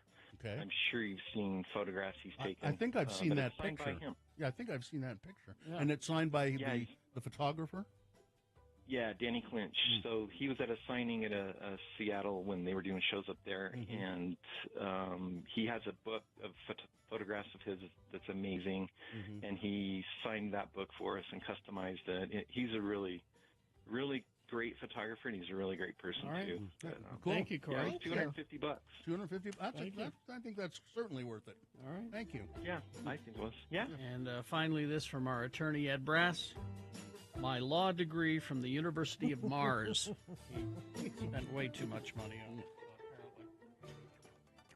Wow, eastbound I-80 in Tooele is just at a standstill as far as I can tell. I haven't had an update from friends of the program. If you're stuck in that, let me know when things start moving again, and I'll report back. We also have eastbound 201 freeway just after 72nd West. Crash westbound 201 freeway at 32nd West, blocking the right lane and shoulder. Traffic backed up to Redwood Road. Don't miss Brett Denin's Lift Series acoustic set this Friday and Saturday at the State Room. Enjoy affordable adult beverages while experiencing great live music without paying stupid ticket prices. Get tickets at thestateroompresents.com. All right. Thank you very much. Beat Gina coming up after these messages and a song. It's Beat Gina, the game that's easy to play and easy to win. What is the prize? This is still Win It Before You Can Buy It. The tickets don't go on sale until tomorrow. 9 Inch Nails tickets. 9 Inch Nails tickets. All you have to do is answer some pop culture trivia. I'll tell you what the subject is when we play. Okay. 877-602-9696. Line up to play Beat Gina, and you'll get those 9 Inch Nails tickets. The X96.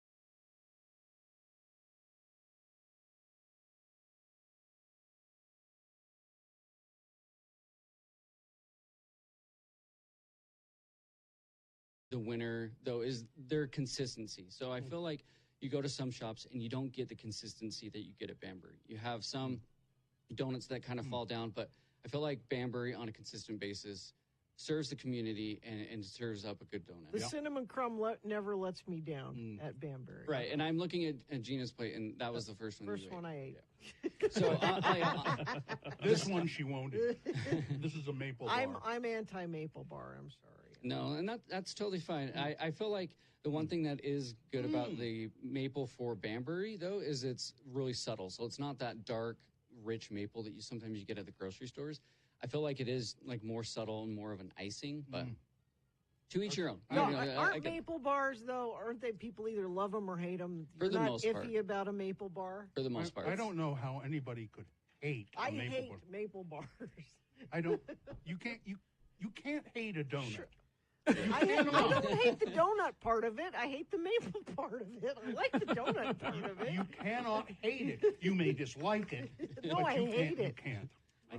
I'm morally opposed. I think of the maple bar as kind of the Tom Petty of donuts. It's like, nobody hates them. No one I don't know any real fans, but Oh, there are definite fans. I feel like they're very passionate.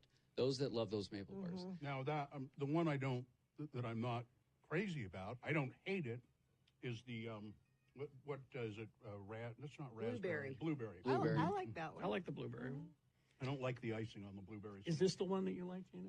Yeah, Yeah, it's the cinnamon crumb. I can see. Yeah. So for those of you that haven't tried Banbury, I basically gave the 4 donuts that you should have in every box, in my opinion. So if you're wanting to share them with your family or friends or your coworkers, always have a cinnamon crumb in there.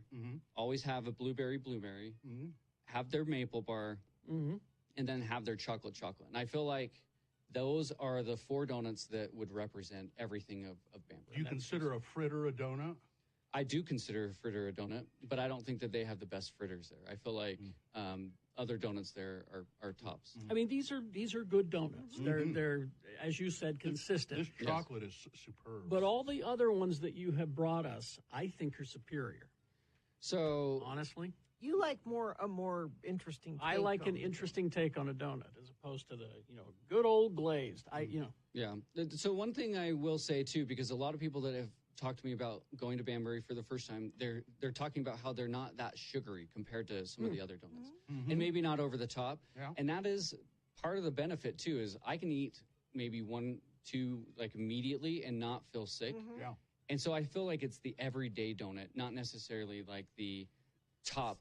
Special over the top yeah. donut. Yes. I don't have an everyday donut. You need an everyday donut, Bill. No, I know I don't. Have an- Believe me, I don't. I have a maybe once every couple of months donut. An everyday donut.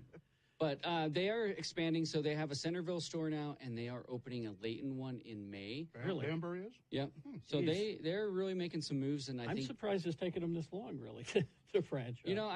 I think they had full capacity for the longest time, and they thought this is great. We're serving the Always community. busy. Why do we need to do anything else? And then I feel like they've just felt a need to. Has it? Do you know? Has it been the same owner forever and ever? It is. How long have they been in business? Do you know? So they have been in business since 1986, and a lot of people ask about their name. The Banbury nursery rhyme goes with the rocking horse, but there wasn't any other connection other than they like the nursery. Ride a cock horse to Banbury Cross. We've stirred up the whole maple bar controvery in the texting. You can't hate a donut. Here's someone, maple bar with bacon bits, so good.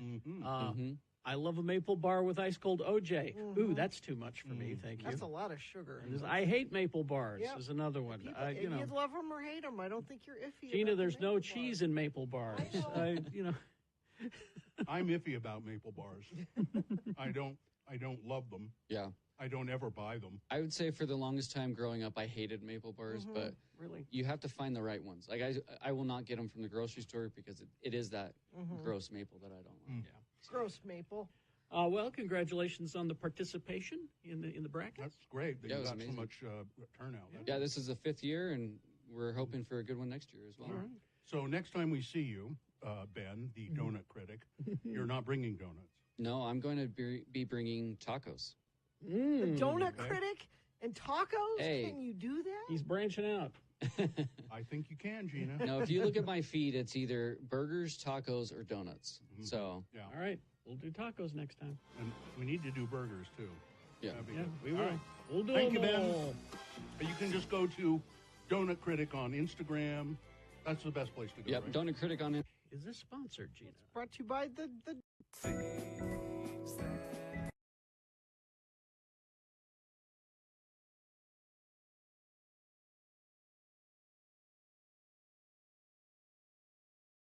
Get things off your chest. And sometimes we do some personal ones, get it off our chest, too. Things that must go. These are things that are bugging you, things that you just can't stand anymore, and you say, I know what I'm going to do. I'm going to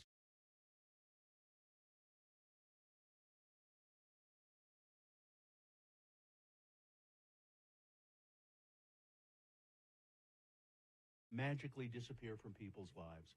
So send Radio from Hell, send it to radiofromhell@x96.com. Put must go on the subject line. I'll start today. I've got one of my own, and it's kind of delicate, so bear with me. But when you sit down on the commode to do what you have to do, and then you stand up, and the backs of your thighs have kind of stuck to the. You've been there a while? Yeah, sometimes, and it kind of lifts the seat, the lid up, and it's you go, oh God, I hate that. I just hate it. That must go. Let's see. This one says, when there is a public restroom that's super dirty, but you have to use it anyway because you've got to pee really bad. That must go. When there is no hook to hang your purse on in the said dirty bathroom. Yes. I hate that. And while we're on the subject of public bathrooms, big gaps in bathroom doors need to go. And then finally, this one it says, when you bite into a big hamburger and everything starts to slide out the other end. Right here. Give me a sec. There we go. In 1983, Tears for Fears released Change, the fourth single from their debut studio album, The Hurting. All right, there we go. Okay, Beat Gina brought to you by X96 welcomes 9 Inch Nails August 14th, coming to the Maverick Center. Tickets go on sale Wednesday, January 29th. You can get more information at x96.com. Todd Newcomb is going to give some tickets away later today, and we're going to give some away right now. We'll get to our game in just a moment and that 9 Inch Nails giveaway. Yeah. But first, I'm Johnny O here to remind you all good things come to an end sometime, and the Old Dutch Cleanser contest comes to an end this Saturday at midnight. That's too bad. This is the last week to enter and win a brand new 1948 Ford sedan or share in the big cash prizes. If you've put off entering so far, enter now. If you've entered before, enter again, because your chances of winning are just as good as anybody else's. And it's so easy to win. All you do is supply a last line for this winning jingle. All right. Listen. For faster cleaning with new ease, just say new post-war Old Dutch, please, with activated seismotite, da-da-da-da-da-da-da. Remember, all we want is that last line, something that rhymes with seismotite. Just a few minutes' time, and you could win a brand new Super Deluxe Ford V8 4-door sedan or a crisp new $10 bill. $10? Somebody's going to win, and it might as well be you. Get your entry in tonight. Each entry must be accompanied by the windmill picture from 2 labels of Old Dutch Cleanser. Mail to Old Dutch Cleanser, Box U, Chicago, 77, Illinois. Entries must be postmarked by midnight this Saturday. It's your last chance, so get going. What, $10 or a car? That's what I said. It's a very cheap car. And now, here's your Beat Gina host. Not cheap at all. He comes very well prepared every day. Your host, Kerry Jackson. Thank you. The line is, it'll clean your kitchen right. That's the one that you want to. With activated seismotite, it will clean your kitchen right. That would work very well. $10. Or a car. Or the car. 1948 Deluxe 4-door V8 sedan. I'll take that. I'll take that. I think most people won the crisp $10 bill. All right. The randomizer has picked a contestant. Gina, you'll be playing against Devin today. Hey, Hello, Devin. Hey, how's it going, you guys? Oh, just fine, Devin. We're going to toss a coin to see who goes first. It will give you the advantage if you call it correctly. Heads or tails? Let's go with heads. All right. It is tails. You're one step further away. You're going to really have to work for these 9 Inch Nails tickets. All right, because you lost the coin toss, that means Gina goes first, Devin. It is her opportunity to answer this question first on her own. It's multiple choice, pop culture trivia. If she gets it correct, she gets the point. If not, I hope you were paying attention, Devin, because I'm going to allow you to answer that same question correctly, thus stealing the point away from Gina. And we'll go back and forth till one of you gets 3 points. It is Frank Darabont's birthday. Oh, he's a director. Writer, director, producer, and so these are all questions about projects that he has worked on. You might not know him, but you know his movie. You know his movie. You know his work. All right, so the first question, Gina, here you go for you. What was the very first feature film he directed? Okay. Was it 1, The Shawshank Redemption? Was it 2, The Green Mile? Was it 3, Banana Mother Effer? Or was it 4, Supercock? It's about fighting roosters. Yeah. Of course. I will go with Shawshank Redemption. Shawshank is correct. Yes. That's a point for Gina. And now we go to Ms. Devon. All right. Devon, let's see here. Here we go. What did Frank say about The Green Mile? Which is a movie that he wrote, I believe. What did he say about the Green Mile? We really should have swapped out Tom Hanks for Andrew Dice Clay. Was it 2?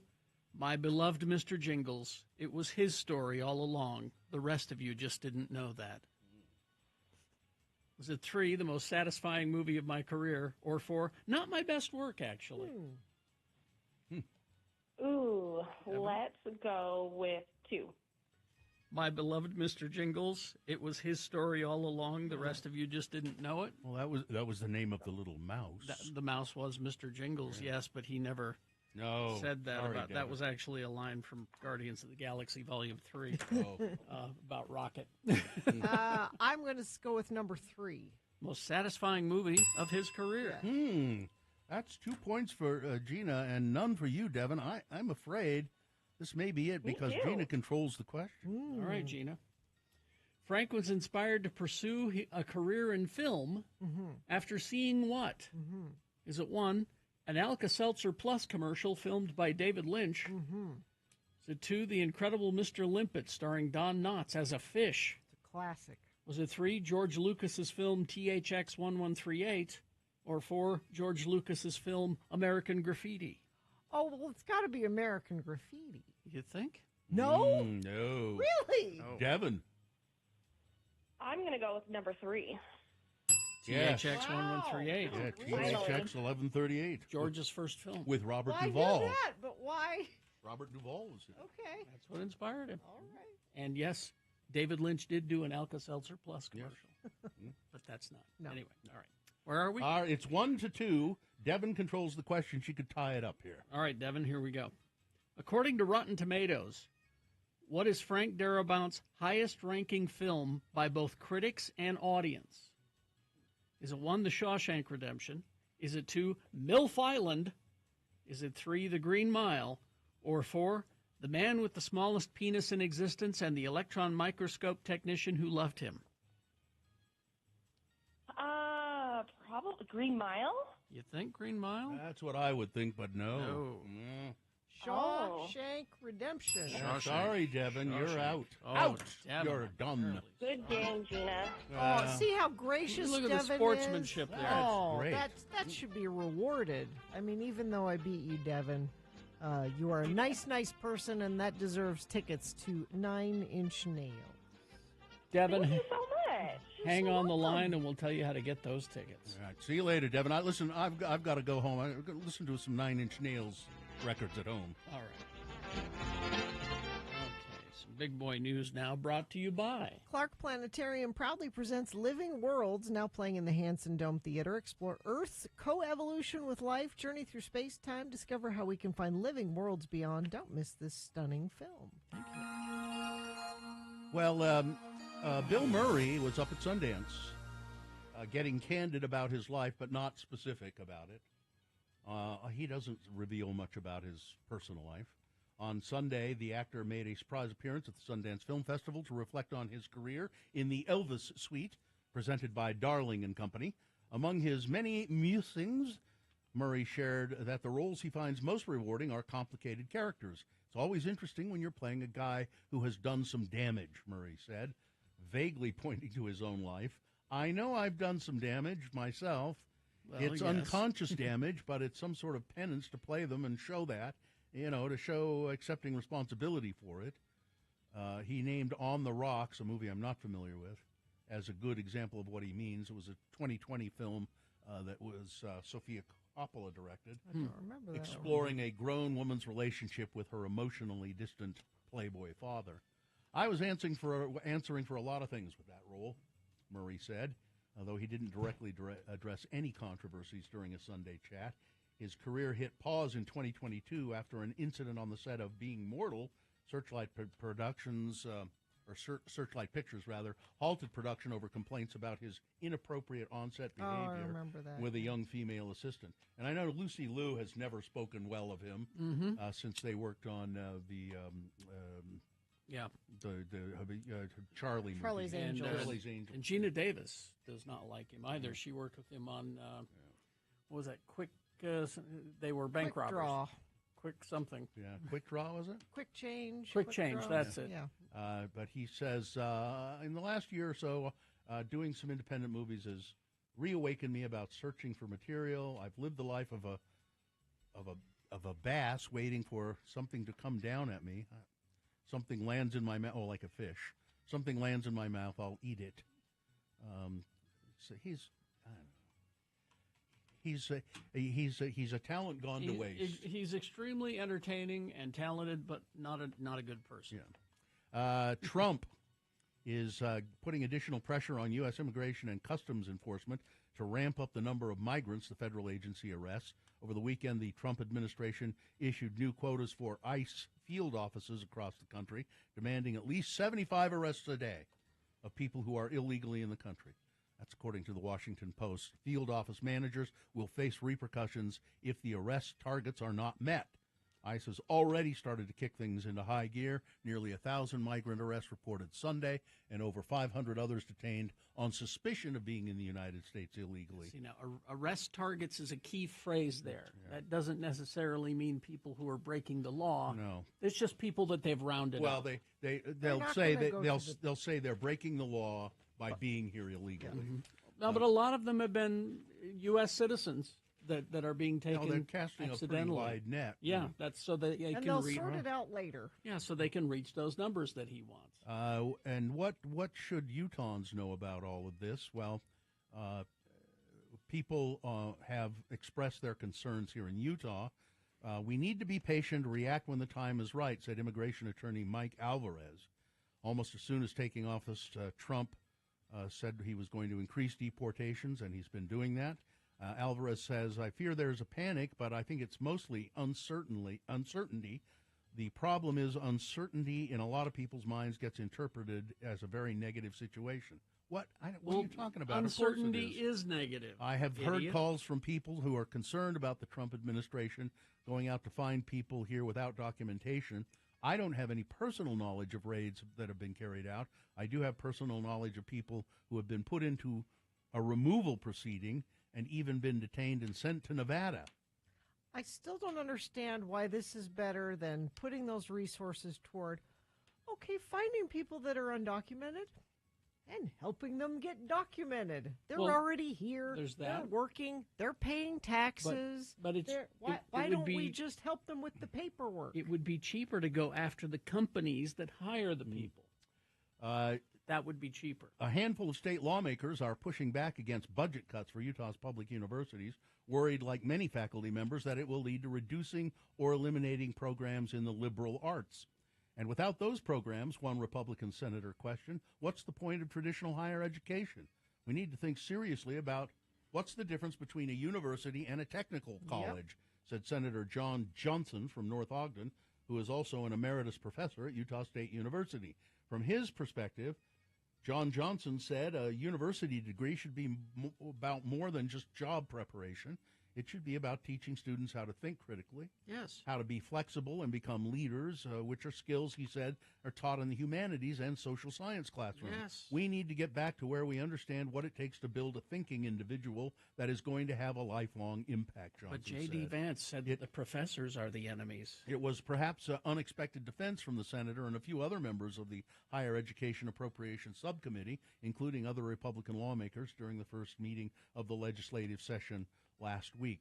So there is they are doing some critical thinking up there about what how to cut back without maybe hurting liberal arts, but usually that's the first thing to go. Mm-hmm. A new AI chatbot called DeepSeek has become the #1 downloaded app in Apple's App Store, driven by fierce consumer curiosity and prompting concerns that U.S. businesses could suddenly be losing ground in the AI technology race. This is a Chinese company. Yeah, do not use. I wouldn't use it if I were you. No. I would not. And that's about it, except to tell you that Wendy's and Girl Scout cookies are collaborating. They're going to make a Thin Mint Frosty. I'll be there. Okay. All right. Sports, weather, traffic. We continue to tank. Jazz lost to the Bucks last night, 125-110. They play the Warriors. They will lose tonight, starting at about 8 o'clock. Mm-hmm. Utah men's basketball, they play today at 8 against Cincinnati Bearcats. BYU play the Baylor Bears at 7. That's your sports. Weather, 21 right now, going to get up to a high of 36. The bad news is because we have this stagnant air, it's just going to build that inversion back in. So it's time to start thinking about trip chaining and not driving as much if you can help it. Be part of the solution. Do what Frank Chris does. Care about the environment. Traffic, we have, let's see, crash northbound I-15 Geneva Road. This is in Orem, milepost 273. Crash northbound I-15 University Parkway, milepost 269. The southbound off-ramp to Legacy Parkway will be closed overnight. This is exit 324 from 11 p.m. to 5 a.m. on the 30th. During the closure, drivers can continue southbound on I-15, exit at Parish Lane to the right, then turn left to continue southbound on Legacy if you need to. Looks like we've still got lots of slowage out at Lake Point. Haven't heard from any friends of the program stuck out there, but please let us know what you're seeing. 33986. Haster Games for board games, Magic the Gathering, Pokemon, miniatures, dice, paints, and more. Haster Games, 6831 South State or hastergames.com. The Donut Critic is next. Oh, I don't know what he's brought us. I think we're going to have cake. Is it cake? I hope it's cake. Is it cake? We'll find out. Coming up, stand by. Listen to Radio from Hell at home when you first wake up.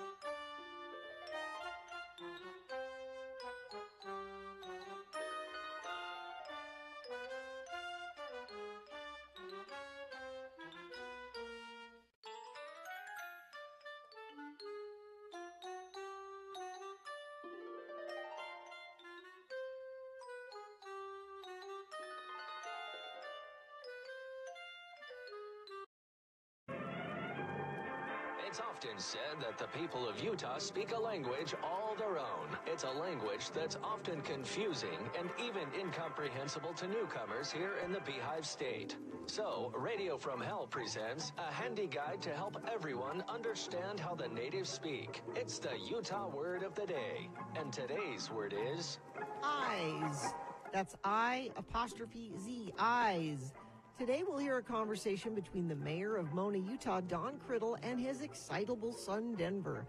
Today, the big news that has swept the little town of Mona is the possibility of opening a shooting range somewhere within the city limits. We'll hear first from Mayor Criddle as he tells Denver about last night's Mona City Council meeting. Again, the word is eyes.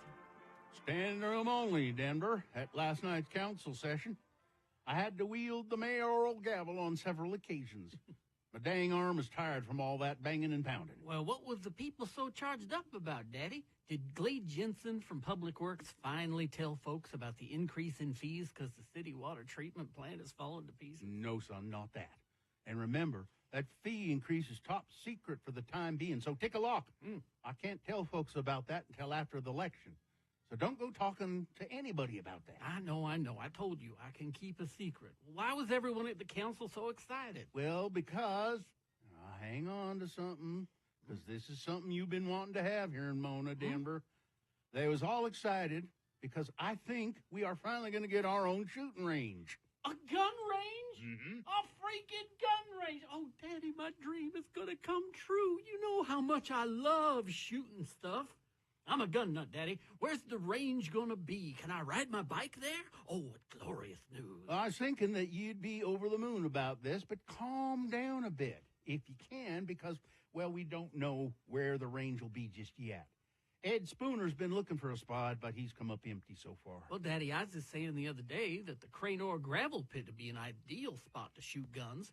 Spooner ask old man Cranor about that? Well, yeah, but old man Craner's got other plans for that gravel pit. So when Spooner went to the county road department about using their gravel pit, but the super there said, absolutely not, because people keep shooting up the heavy equipment we store here. He said he was a Second Amendment supporter, too. I didn't shoot any of them bulldozers, Daddy. I was nowhere near there.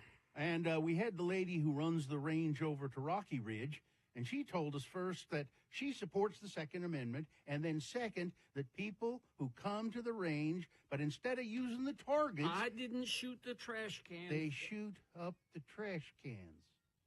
Denver, the way you protest your innocence, you sound like someone who has a guilty conscience. I'm just making sure that you know that my hands are clean.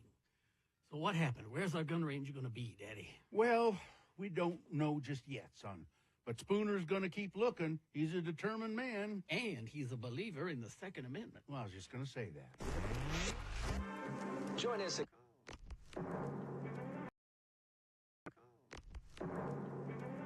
We got a minute. Yeah,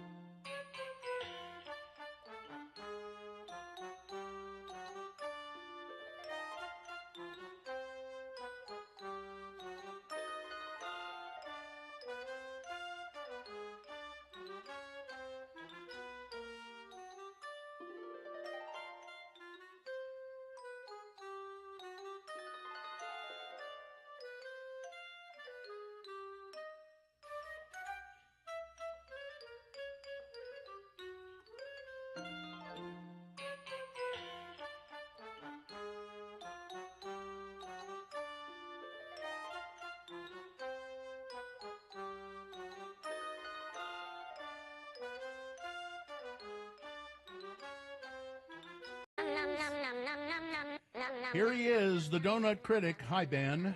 How's it going? Ben is here with, we're going to talk about traditional bakeries today. Yeah, because most of what I bring in is new, trendy, new takes on items, fusions, just...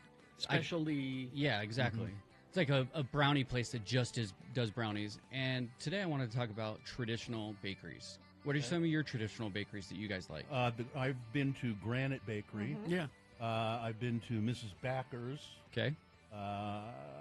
Schmitz is one on my Schmitz list. is one that we've done, yeah. Parsons, I've brought in fruitcake from Parsons before.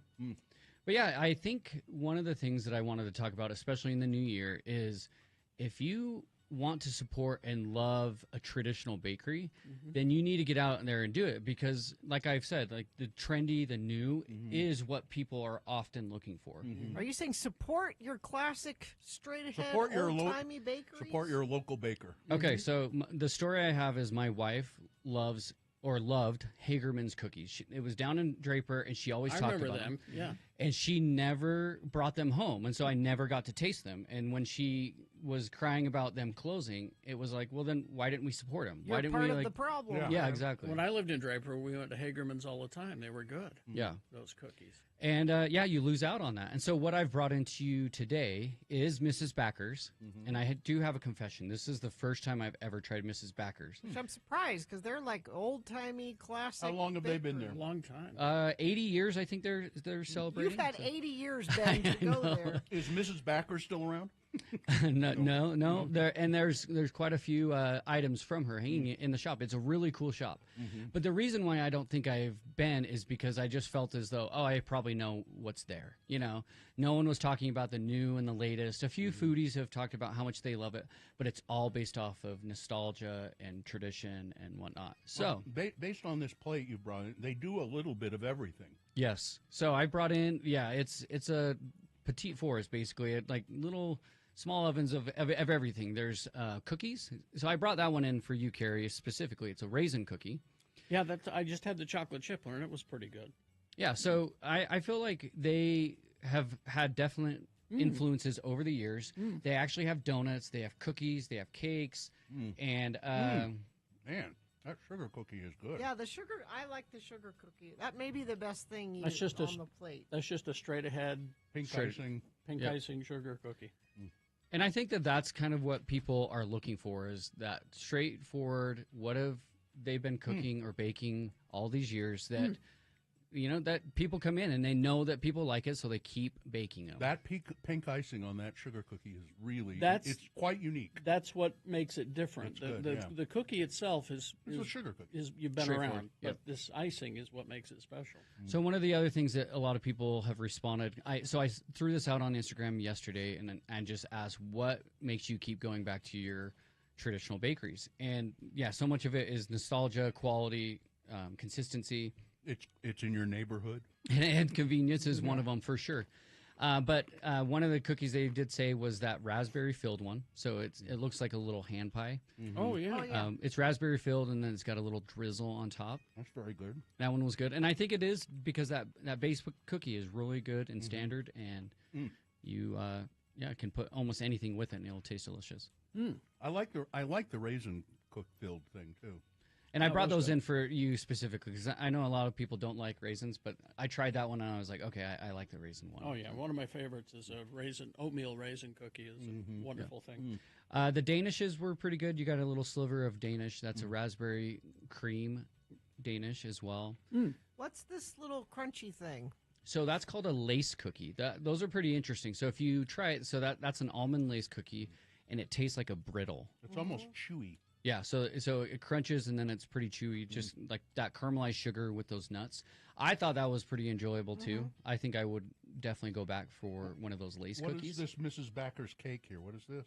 So this is a pineapple rum. So there's pineapple filling, and then the frosting on top is a rum frosting. That's very good. And they have a couple of those. And I should have done the German chocolate. That looked really good.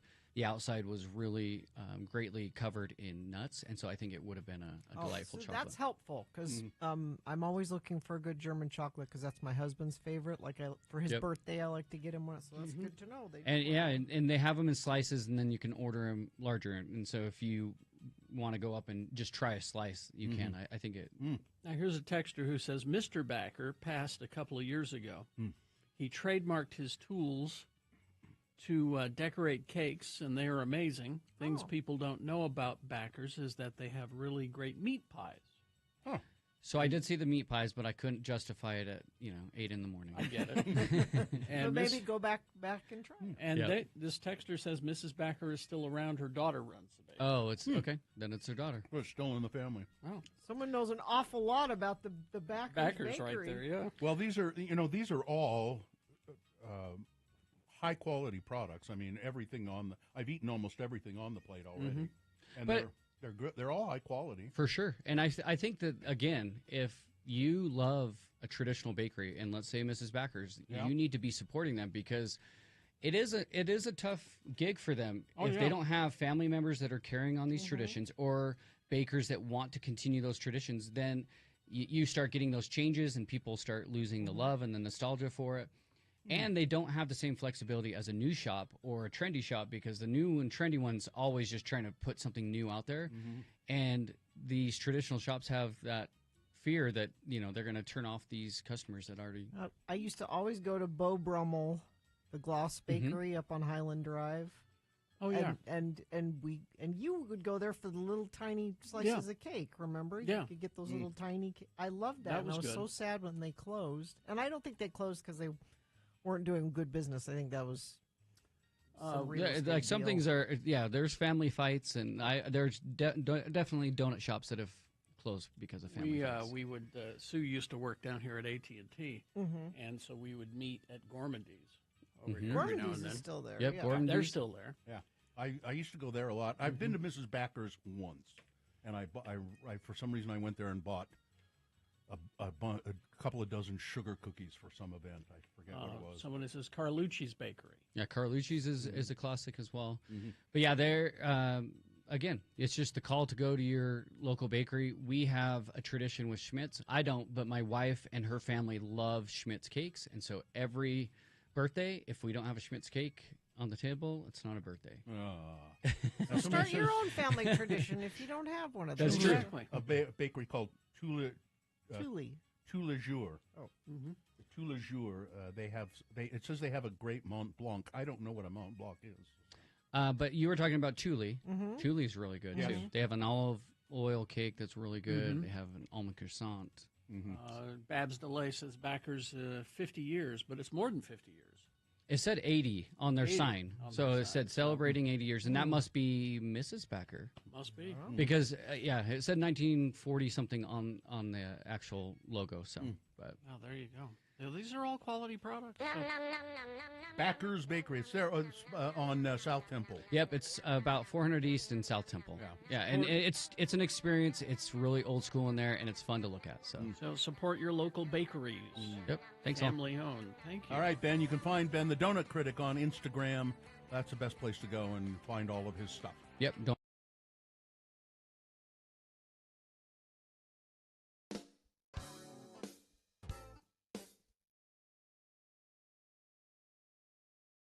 Willow traffic toward 80 is backed up to Stansbury Park. Yeah, it still looks very, very congested through there. Thank you for confirming that, Infiniteam at 33986. Got a crash both directions, SR 126, 16 under North Main Street. This is up in Davis County.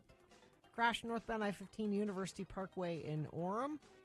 And just a reminder that southbound I-15 off-ramp to Legacy Parkway exit 324 will be closed overnight from 11 p.m. on 129 to 5 a.m. on 130. During the closure, drivers can continue southbound on I-15, exit at Parish Lane, and go to the right, then turn left, and you can continue southbound on the Legacy. All right, there we go. Thank you very much. The Boner Recap Game.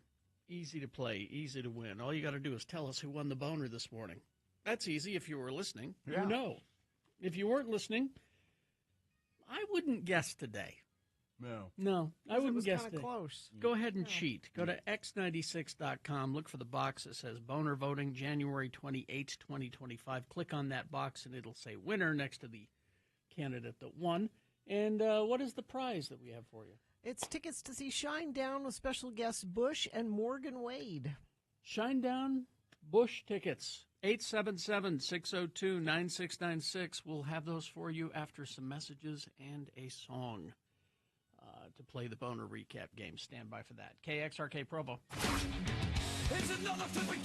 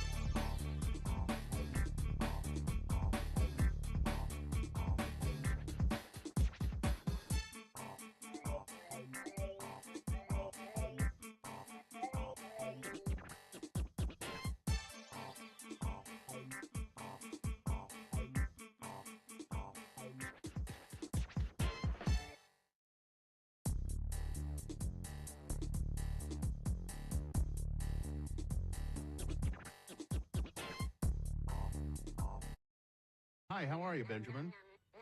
Great. Where- I'm where- barely standing as well. Like, Carrie, I can feel you for working the whole weekend, so. Where are you, Benjamin? Why aren't you in our studio with treats?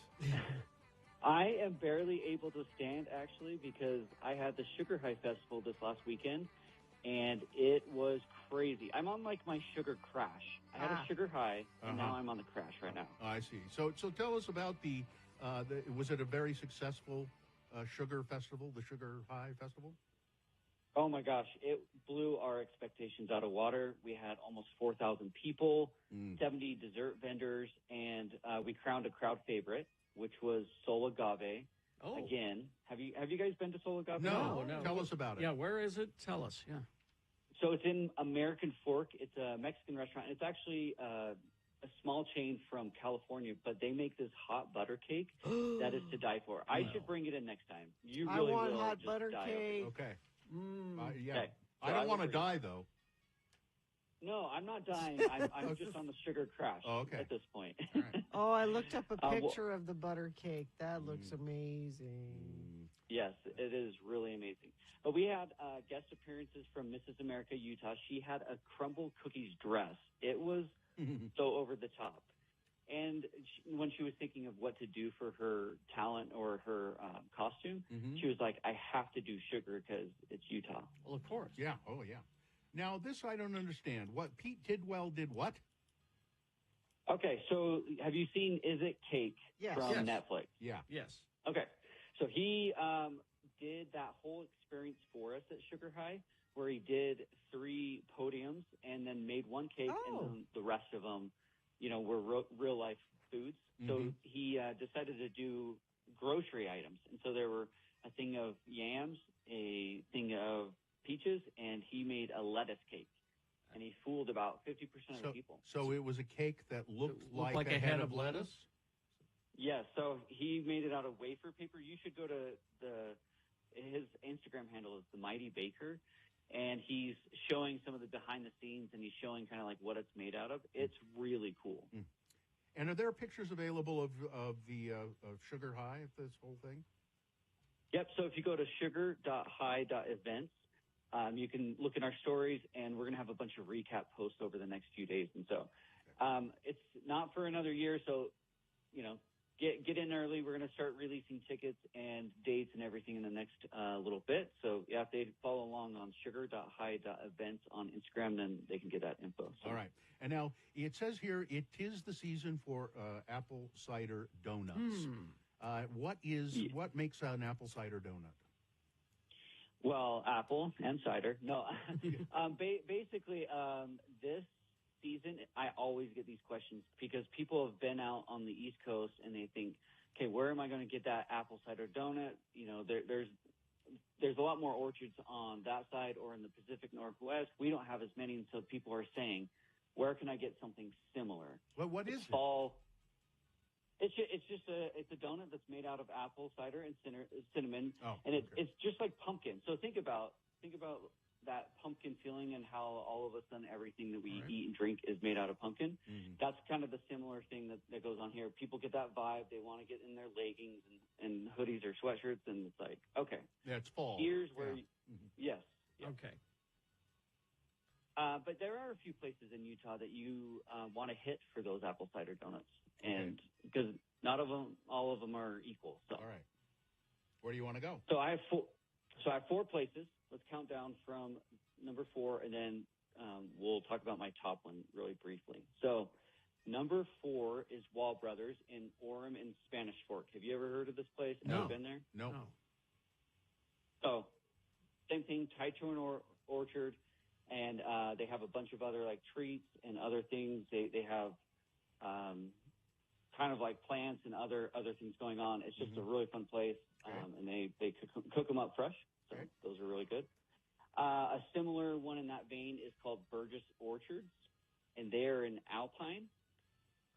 They same thing. You can go and kind of just enjoy the fall, see their orchard, and more or less get a good experience there.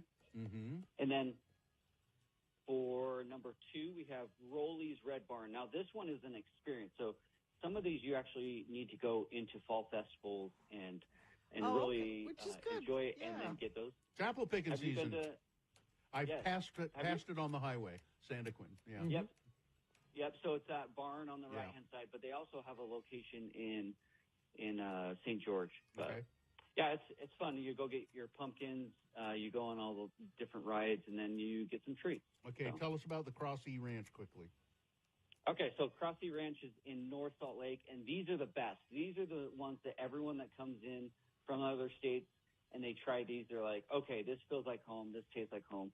These apple cider donuts are simply the best, but you do have to go into the fall festival. I'm trying to convince them to just sell them to the public like a drive-through outside of their orchard. They should. But yes, they should, because honestly, these are the best, and if you've ever tried them, you would know that they're the best. And how are their apples? I'll bring in. They don't do apples. They do just like more. They do like a lot of cattle, and then they do a lot of the animals as well. So they do baby animals in the spring, and then just like a fall festival. Bill, there's more to right now, fall so. festivals than apples. Not in my There's- world. There's- It's apples, and I'm anti-pumpkin spice, by the way. Pumpkin spice. Well, that's why everything. I was going to do apple or a pumpkin spice, but I was like, it's pretty controversial, so I didn't know if I should do pumpkin or an apple cinnamon. Well, so. I'm glad you did apples. It's Benjamin Lee, the Donut Critic. You can find all of your stuff where, Ben? DonutCritic.com or Donut Critic on Instagram. All right. Talk to Thank you soon. We want that butter cake. We want it. Okay, I'll bring it in next time. Get that butter cake. All right. Thank you so much. All right. Well, it just got really, really cold in here. What? Hello. Well, we have a new guest in the studio. Yes, it's I'm Frank's sister. I went to the store yesterday. Yes. And I saw something we were talking about on the show. Yes. I saw the Dr. Pepper flavored Peeps. Did you see if they had the Oreos? I looked for the Oreos. The Rocket Oreos. I did not see those. Taste this one-of-a-kind, unique, refreshing flavor of Dr. Pepper treat. Now I'm looking at the nutritional facts. Okay. Why are they even on there? Because they have to be. There's nothing nutritional about them. Number one ingredient, sugar. Number two ingredient, corn syrup, which is sugar. But then it says servings, there's 4 chicks to a serving. I don't think I could eat 4 of these in one One. in one setting. Maybe a half of one. But I You think know? we should try these. Okay. Why would I'm they not going to have give you 4 4 of per them. setting? I don't know. 4 for serving. We're just going to have one. I mean, they're very basic. I mean, it's just it's Carrie, take it. Marshmallow and sugar. It is mallow that has been marshed. Where do they harvest them? Where do they harvest the? Carrie's going to give it to you there. Smells like Dr. Pepper. I love a Dr. Pepper. I'm a fan of the No, Dr. there's Pepper. 4 here. Am I supposed to eat all 4 All of these? 4. That's a serving right there. Ooh, and they're fresh. They're not the But stale Peeps. you get the camera on me here real quick, would you? Doesn't that look like the poop emoji? Yeah, it does. Yeah. If you look at it there, Mhm. that's the poop emoji. Yeah.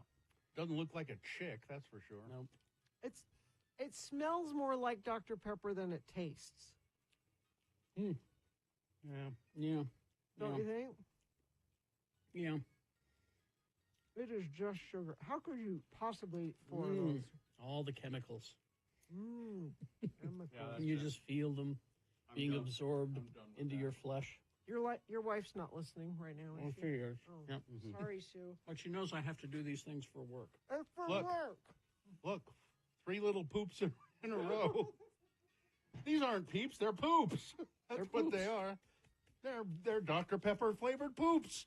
Well, now see, now you get the chocolate ones, and then you can pass them off as poops. Oh, that's gonna make me sick. Yeah, especially with the donut critic stuff I we know. had earlier. Well, so I off the air, I said I brought these Peeps. Do you want to wait till a day when we haven't had the donut critic? Mm-hmm. But no. Well, we talked about it earlier, so there it is. Yeah.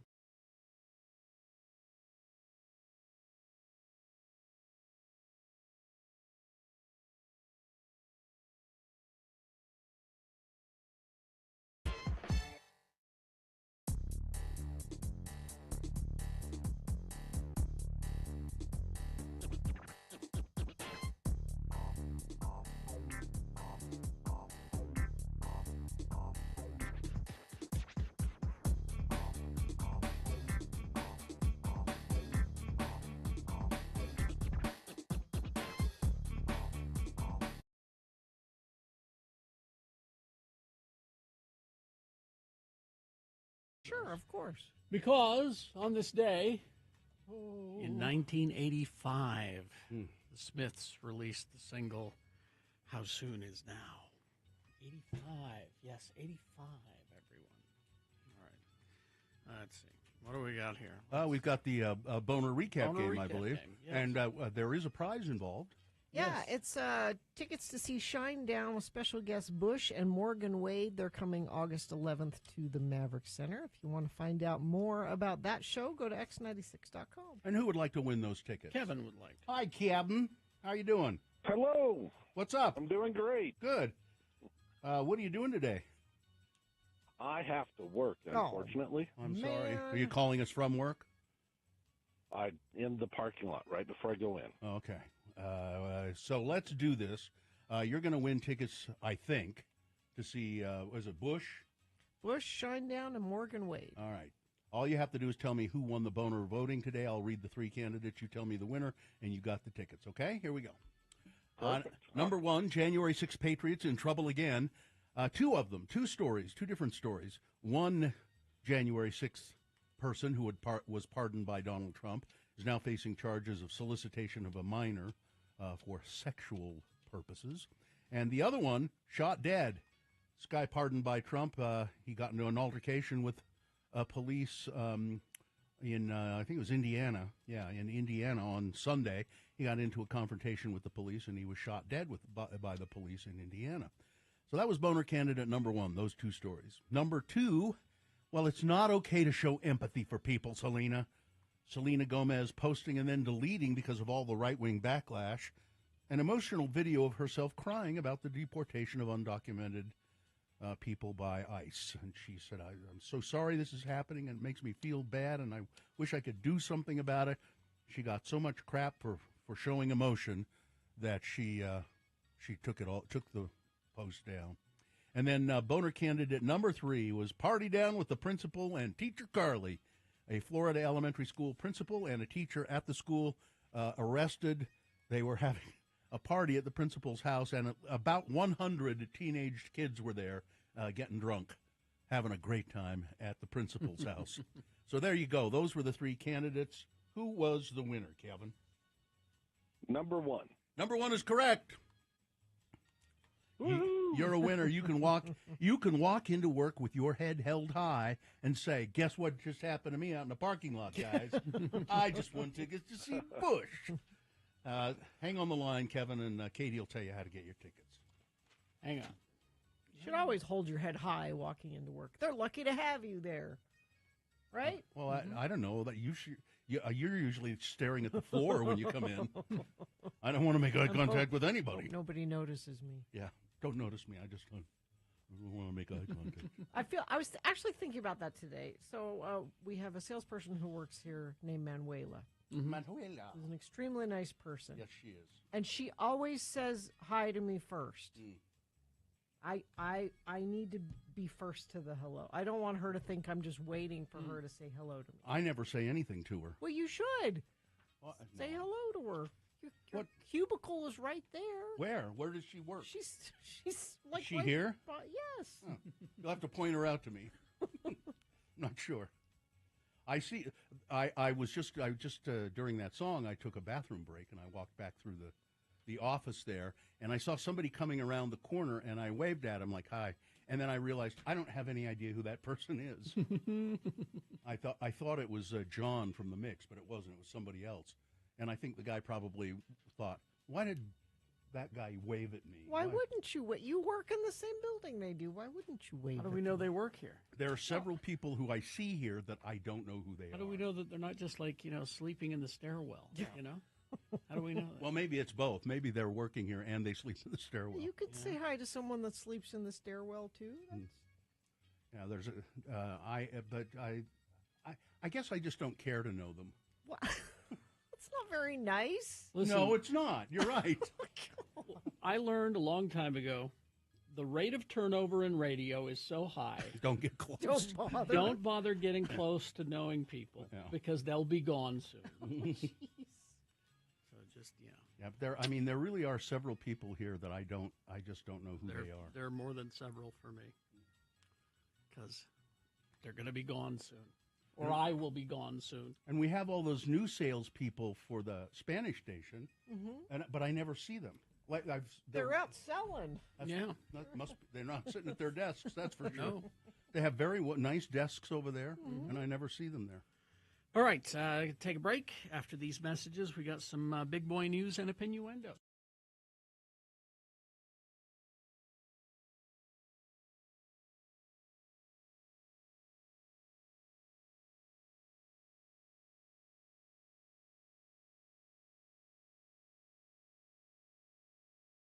Hello, everyone. Hi, Frank. You didn't have any trouble with the road construction, all I right? never have trouble with no traffic or road construction. Your electric scooter, does it fly or does it just what does it do? It's being a magical being. Anything that I touch automatically also becomes magical. So Frank, if I chose to, I could drive through the traffic. Does it become like a hovercraft at some point? You can just Or I fold up could the hover, wheels. or I could float. I could, however I feel like doing. Or you can just beam from point to point. I could.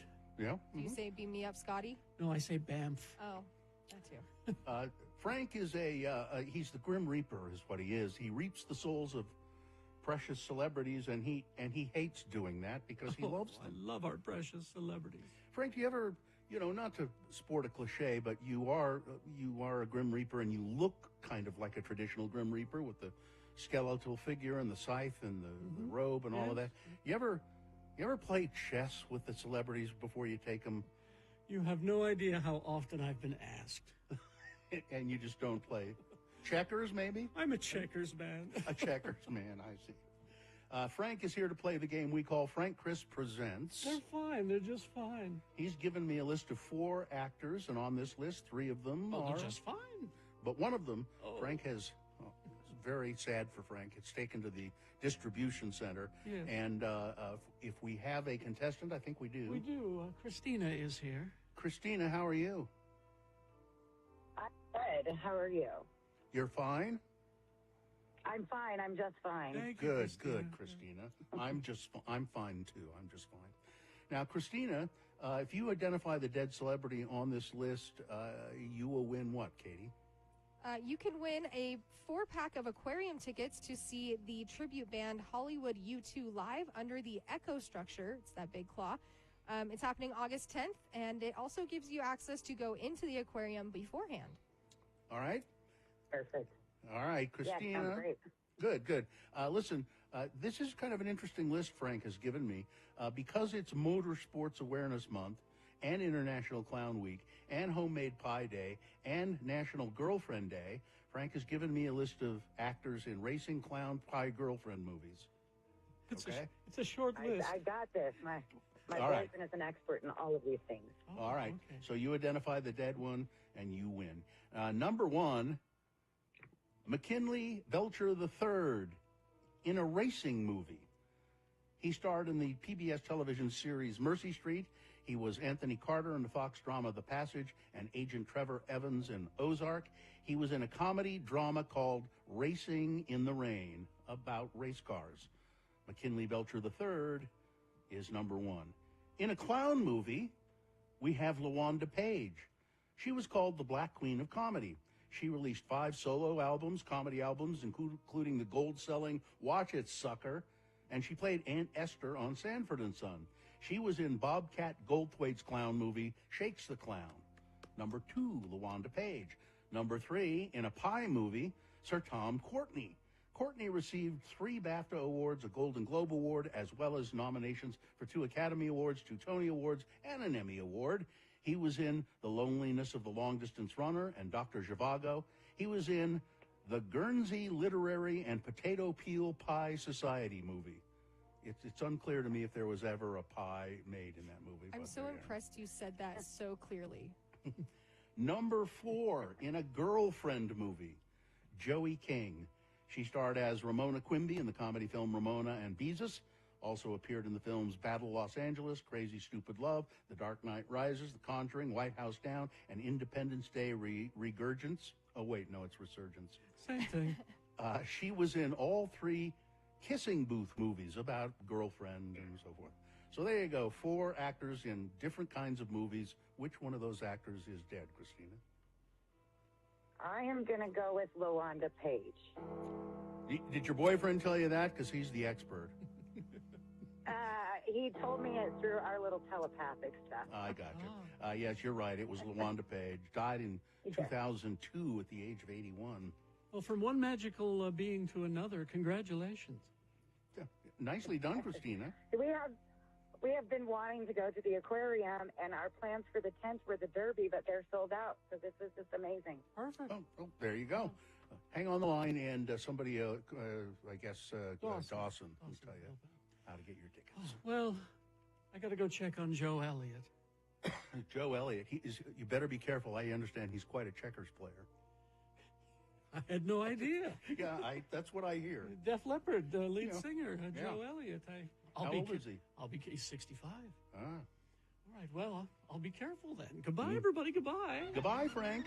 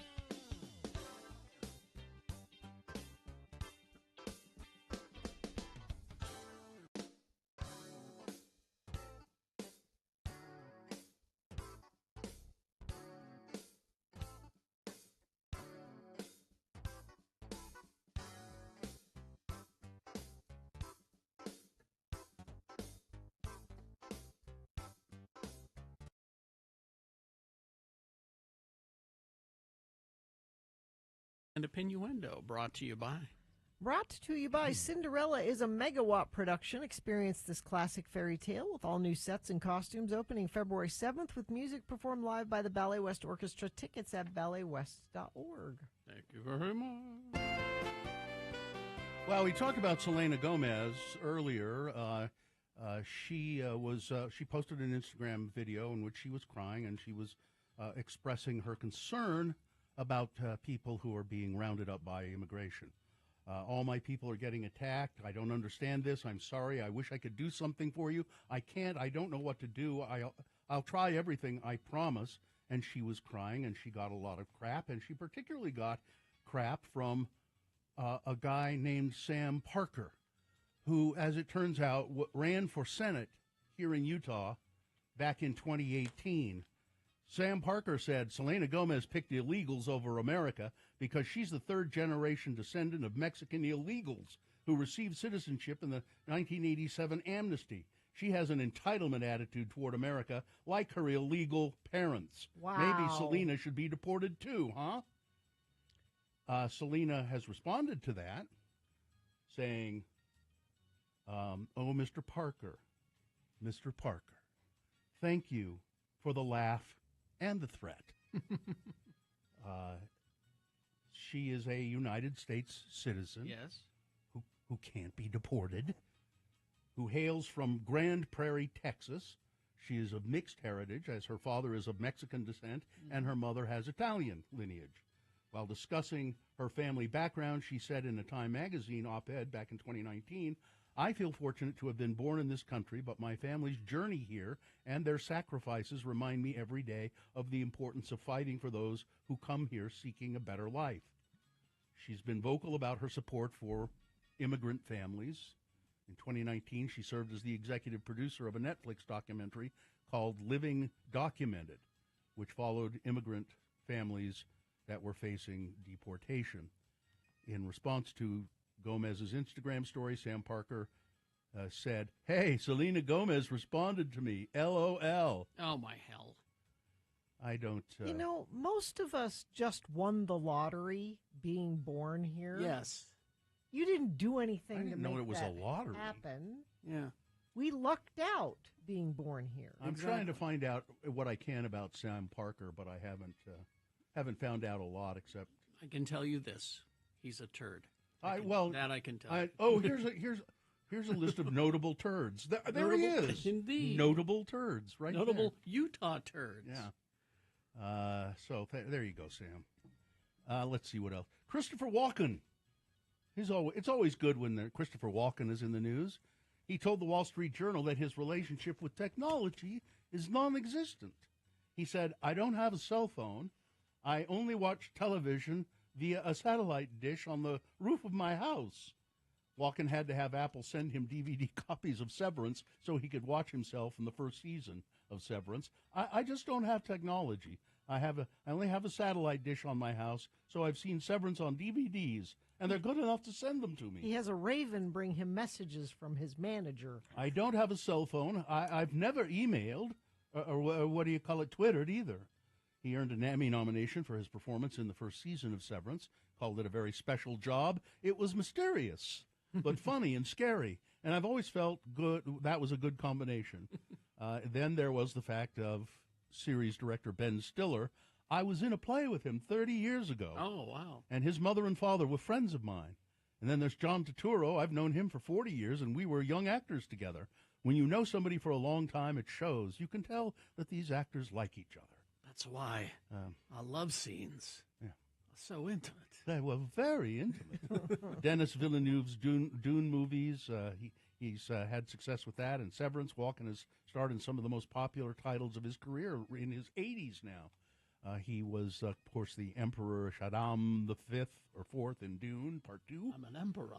When he asked if he will return for Villeneuve's third Dune movie, based on Dune Messiah, Walken said, I don't know.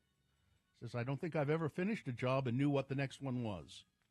Just to wait for the raven to bring him the note. He's an interesting guy. Quentin Tarantino. Yes. He says, I'm just taking my time. He was in Utah for Sundance. He said he was there to have a conversation with Elvis Mitchell, who's always there. Elvis Mitchell, who programmed a weekend of cinema talks on Park City's Main Street. That's why they call it the Elvis Suite. Had chats with Bill Murray and Quentin Tarantino. And Tarantino says, I'm in no hurry to jump to my next movie, which will be my last movie. I've been doing... You know, it doesn't have to be, Quentin. I don't know why he's like, I'm only doing this many movies. Well, maybe he's going to explain it here. Let's see. He says, I've been jumping from movie to movie for 30 years. Next month, my son turns 5, and I have a 2.5-year-old daughter. When I'm in America, I'm writing. When I'm in Israel, I'm an Abba, which means a father. Striking an unusually tender note, Tarantino said, the idea of jumping on a voyage when they are too young to understand it is not enticing to me. I kind of want to do whatever movie I end up doing when my son is at least 6 years old. That's the way he'll know what's going on. He'll be able to be on the set and have a memory of it for the rest of his life. Right now, he's too young. Well, that's nice. And he says his daughter is already a genius. She's 2.5, but she's a genius. But he doesn't. He just says, I don't know what I'm. He says, I'm writing a play right now. I don't know what I'm going to end up doing. The Star Trek script. It'll be my last movie.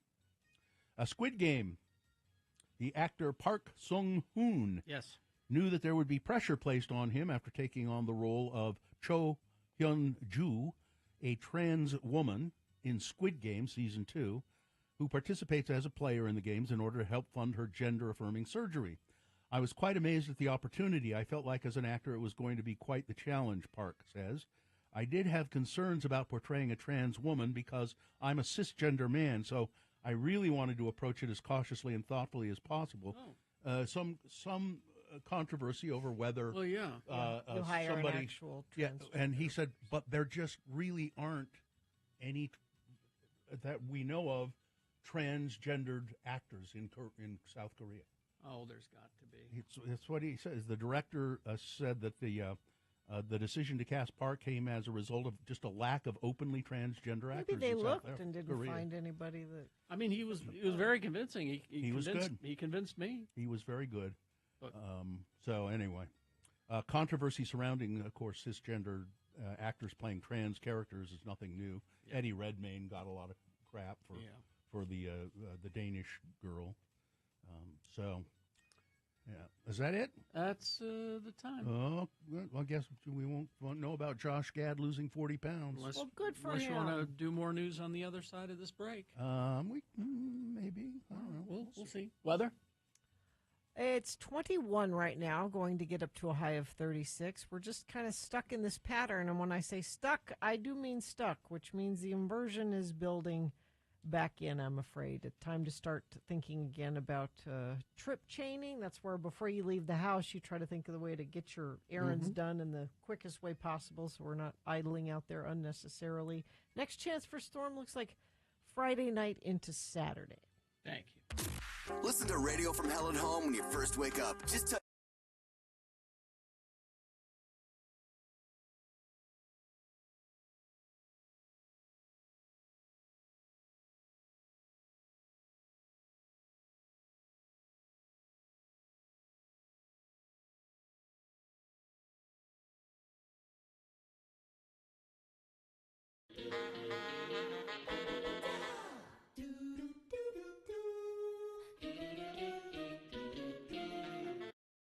I'm your announcer, Johnny Ola, for Armor Hot Dogs.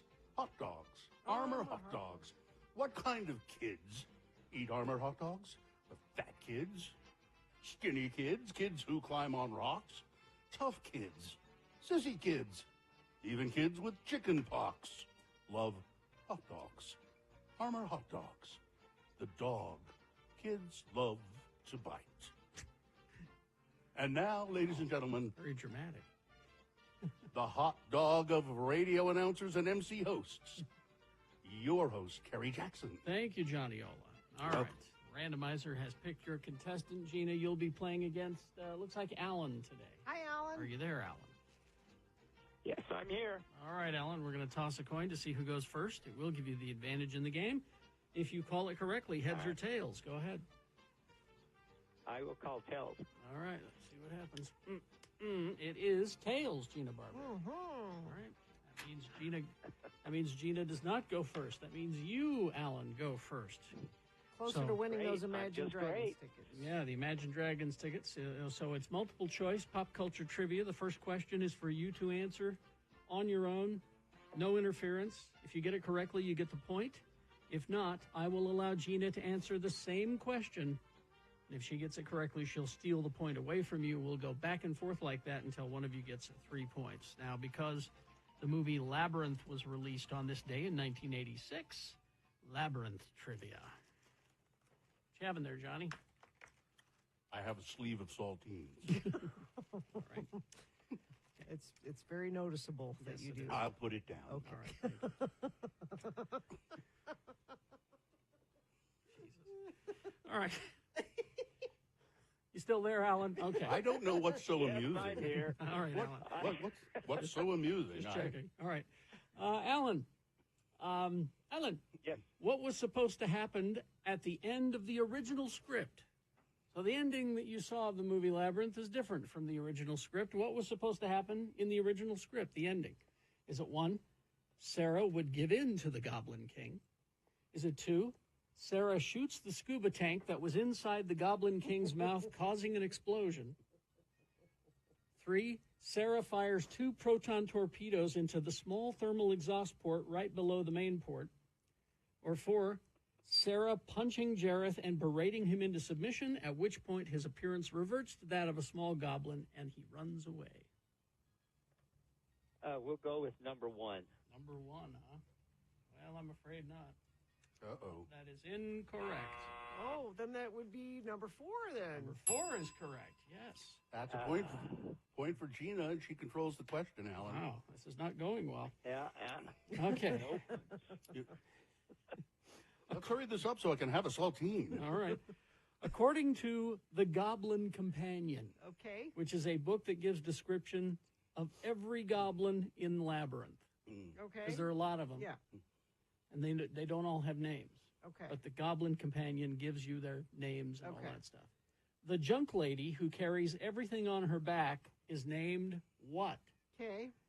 Is it 1, Marjorie Taylor Greene? Yes. Is it 2, Sarah? Is it 3, Agnes? Or 4, Mrs. Alito? Is it Agnes? Agnes. That's 2 for Gina and none for you, Alan. But you I do would have control gotten that one wrong, too. All right. You do control the question, so let's see what you do here. Alan, what does Sarah use to break through the glass of the ballroom scene? Is it 1, a candlestick? Is it 2, the power of Grayskull? 3, a chair? Or 4, her own sense of self-satisfaction? A chair. Chair is correct. Okay. There's a point. You're 1 in there, Alan. But Gina does control the question. If she gets this, you lose. All right. What special power does Ludo have? What special power does the character Ludo have? Is it 1, he can make anyone his friend? Is it 2, when a problem comes along, he can whip it before the cream sets out too long? Is it 3, he's for the money, he's for the show, Ludo's a-waiting for the go, oh, Ludo. Oh. Or is it 4, he can call rocks for help? He can call rocks for help. Very good. Gina wins the game. Wow. Oh, man. I know. Sort of anticlimactic, I'm wasn't it? sorry. Kind of a trouncing there, yeah. I'm not fine anymore. I'm not fine. Would it make you fine if, even though I beat you, I gave you these tickets to Imagine Dragons anyway? Would that make things better? Yes, I'd be afraid to go home, though, because my daughter will go crazy nuts, and I don't know if I could be around that. I think you can handle it. I think you can handle it. Chances are she didn't hear this, so don't tell her. There we go. All right, hang on the line, and we'll tell you how to get there. Listen, I've got a sleeve of saltines to it.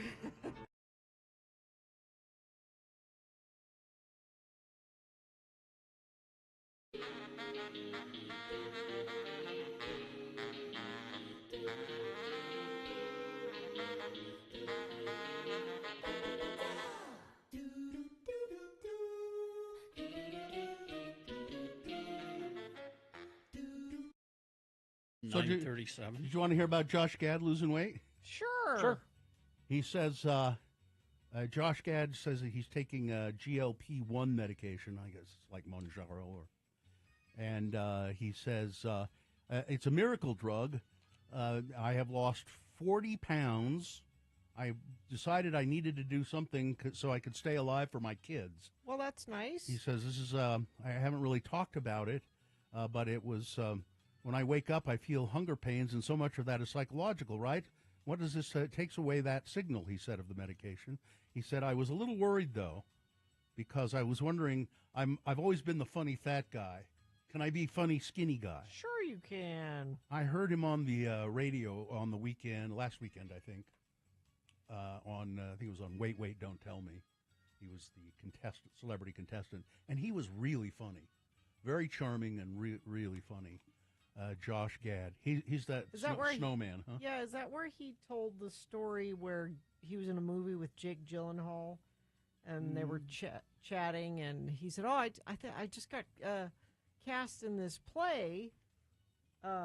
It's called The Book of Mormon. And he explained it to Jake. Yeah. I remember. And Jake said, I read this. That will be career suicide if you do that. Really? Yeah. And Josh said, well, I already signed. I'm doing it.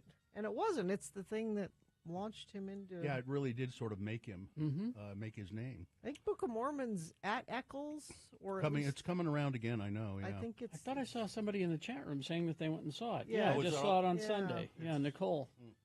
The Vans Warped Tour is back, coming back in 2025. Excellent. They won't be here though, will it? I don't know. I haven't looked at the whole. No. They're doing. Looks pretty limited. They're doing D.C., Long Beach, and Orlando. We have the Kilby Block Party. We don't need the Vans Warped Tour anymore. They're doing. They've got Simple Plan, Bowling for Soup, Pennywise, and Miss May 1, and Dance Hall Crashers. That's not the full lineup, but Kevin Lyman is putting it back together. He said it's never an easy job getting a good lineup, but we're working on it. No, but I guess they're only doing 3 or 4 dates. Simple Minds Not coming here either. On tour, North American tour, looking. Nope, I already looked. Oh, Yeah, no. we looked. That's Because too I bad. saw that and went, oh, I'd like to see that. No, they're not. Yeah, no. Let's see what else we have here. Michael B. Jordan's new movie is apparently a supernatural thriller So called Sinners. yeah, they showed an ad for that during the football game Mhm. on Sunday. Did you see it? I didn't. It looks really good. Well, it's early word is it's very, very scary. Yeah. And really good. People who've seen it say, yeah, it'll just scare It's the hard to crap out of tell what it is. Like, the ad at least was atmospherically scary, but it's not like that's obviously a straight ahead Yeah. vampire. Yeah, movie it says or here something. the teaser showcases a strange sequence of events that heavily hint at vampires being a major presence in the film. And The White Lotus Season 3 has a trailer, and it's set in Thailand this time. Our hotel is the best in the world, an employee brags, promising at the end of the week you will be an entirely different person.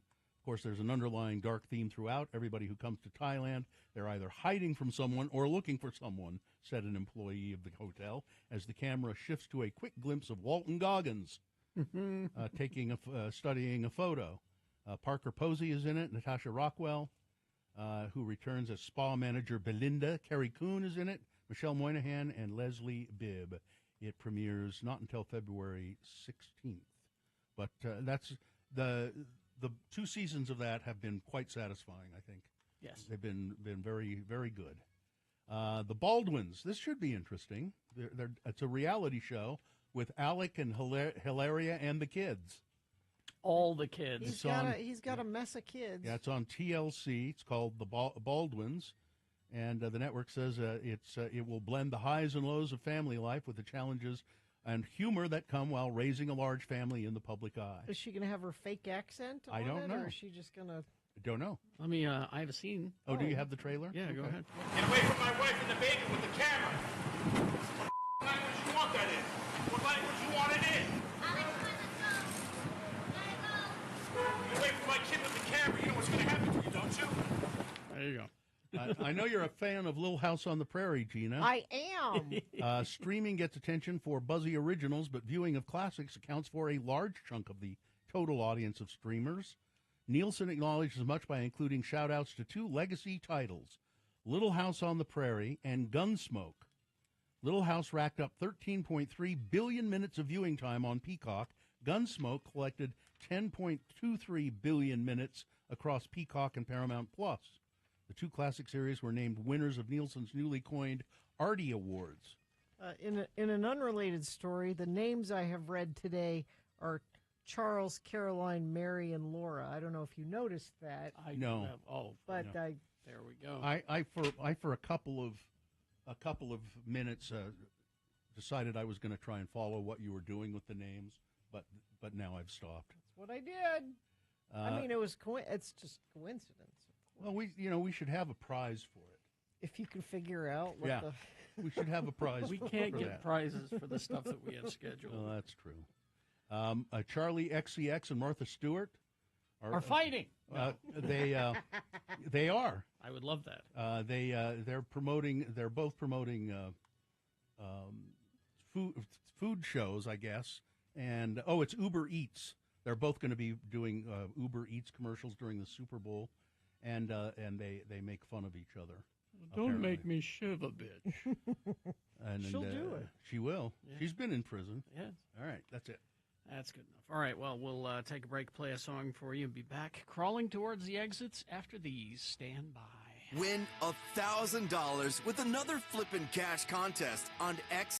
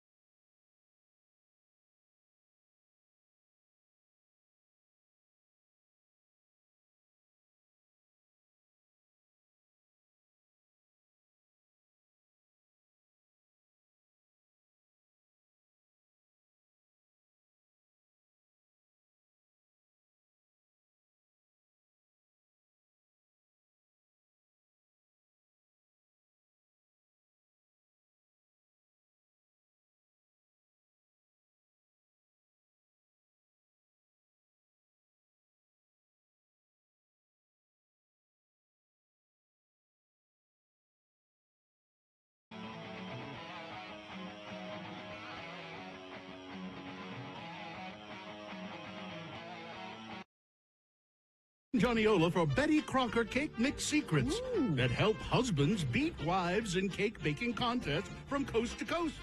For instance, Mr. Lou Caligari, like scores of husbands in contests across the country, baked a better cake with party cake mix than his wife Patty and her best 2-egg recipe. Betty Crocker fresh egg cake mixes give you larger, lighter, more luscious cakes. Fresh eggs mean consistently better cakes, and that's why Betty Crocker wants you to add them at home. Betty's favorite recipes are measured and blended more accurately than you could do it at home. And there's the special cake shortening that you can't buy in stores and premium quality cake flour. This means high cakes with a texture fresh from a dream. There's party cake mix, devil's food cake mix, and ginger cake cookie mix. You'll have the kind of cake you'd like to bake for the most important dinner you'll ever serve. And Betty Crocker can turn a regular dinner into a special occasion. And now, here's a host that can turn any occasion into a special dinner. Aw. Nick's your buddy. Nick's your pal. Thank you, Johnny. Ola. You made me want cake, Johnny. Yeah, that sounds I'm all hungry delicious. for cake. And I'd like to date Betty Crocker. B. Gina, here's the game where we're going to play some trivia. We have a random caller right now to participate. Tyler, are you on the line? Yeah, I'm here. Perfect. Hey, Tyler, we've got Loveland Living Planet aquarium tickets. You know, they have a new edition, the Komodo Dragon, that they want you to come see. Visit livingplanetaquarium.org. You can reserve a visit now, and maybe you will win tickets to Living Planet if you beat me at potpourri trivia. Mm-hmm. And Tyler, if you lose to Gina, what are you prepared to offer up? Well, I'm going to adopt a pet for my daughter from one of the local shelters around the area. Kind of do some shopping around, and figured it's time to get her a friend. So excellent idea. Animals and shelter, I love it. Well, I rifled through Carrie's trash to see what kind of trivia I could come up with. But Tyler, know that you are going to get some help today from Mark Stewart of The Advocates. Are you there, Mark? I'm here. You know, everyone deserves an advocate, even when you're playing Beat Gina. Even Tyler. Yes, even me. Tyler, the first thing we got to get from you is the coin toss of who goes first. What do you call? I call heads. Hey, Siri, flip a coin. It's tails. Oh. Gina goes first. Well, I need an advantage because it's 2 against 1 today. Sure. So how this is going to work is I'm going to read off trivia questions that are multiple choice. We'll go back and forth. If Gina gets this wrong, you'll have the chance to steal, and we will keep continuing that until one person gets to 3 points. Sound good? And Tyler, Mark Stewart from The Advocates is there to you guys can conference and come up with an answer. Yes. Let's kick things We're off. going to win today, Tyler. I feel it. I hope so. Let's start with some Spider-Man trivia. Okay. Gina, who was the first person to discover Peter Parker's superhero identity? Okay. Was it number 1, Bruce Banner? Uh-huh. Was it number 2, Leatherboy from the Great Lakes Avengers? I don't think so. Was it number 3, J. Pennington Pennypacker, a.k.a. the Mighty Dollar? Uh-huh. Or was it number 4, Tony Stark / Iron Man? Was it Tony Stark? There you go. Ding. Yeah. Ah, there's a point for Gina. Oh. And now, Tyler and Mark from The Advocates, this is your question. Let's go to some Meryl Streep trivia. Tyler. Yeah. Meryl Streep had a fear of what? Was it number 1, cats? Was it number 2, helicopters? Was it number 3, I hope I'm saying this correctly, papaphobia, or fear of the Pope? Popophobia, probably. It's A. Oh. So P-A-P-A. Papophobia. There you go. Papophobia. Yeah, that sounds way more correct. Ah, Catholics. Or was it number 4, and this one's going to be even harder, anatidaphobia, fear of being watched by a duck? That's a real thing? It says it right here. Wow. That's a lot of big words. I don't know. You can talk with Mark about this. Yeah, Mark, what do you think? You have an idea? What was the first one again? What's it? Number 1? Number 1 was think it was cats. Yeah. Yeah. And what was 2? Number 2 was helicopters. The helicopter. Yeah. I would think helicopters. And you'd be correct in that. Dang. You know Well, there you go. Nice. It's 1-1. Okay. My guess. All right, Gina's turn. Yes. Gina, Yes. it was Al Capone's birthday I celebrated it with cake. on January 17th. So we'll do some trivia from that. Gina, law enforcement had a tough time pinning Al Capone down for his violent crimes. What was he eventually convicted for? Okay. Was it number 1, driving naked? Mm-hmm. Was it number 2, tax evasion? Mm-hmm. Was it number 3, having a monkey for a pet? Mm-hmm. Or no, was it number 4, he rebroadcasted a game without the expressed written consent of Major League Baseball? Says right on there you can't do that. It's not the sexiest answer, but it's the tax evasion. Ding! Yes. 2-1. Now, Tyler and Mark, you have a chance to tie it up. We can keep with the Al Capone trivia. Tyler, as most knew Al Capone by his nickname Scarface, what did friends call Al Capone? Was it number 1, the main man? Was it number 2, Snorky? Was it number 3, Orange 45? Or was it number 4, Tangerine Palpatine?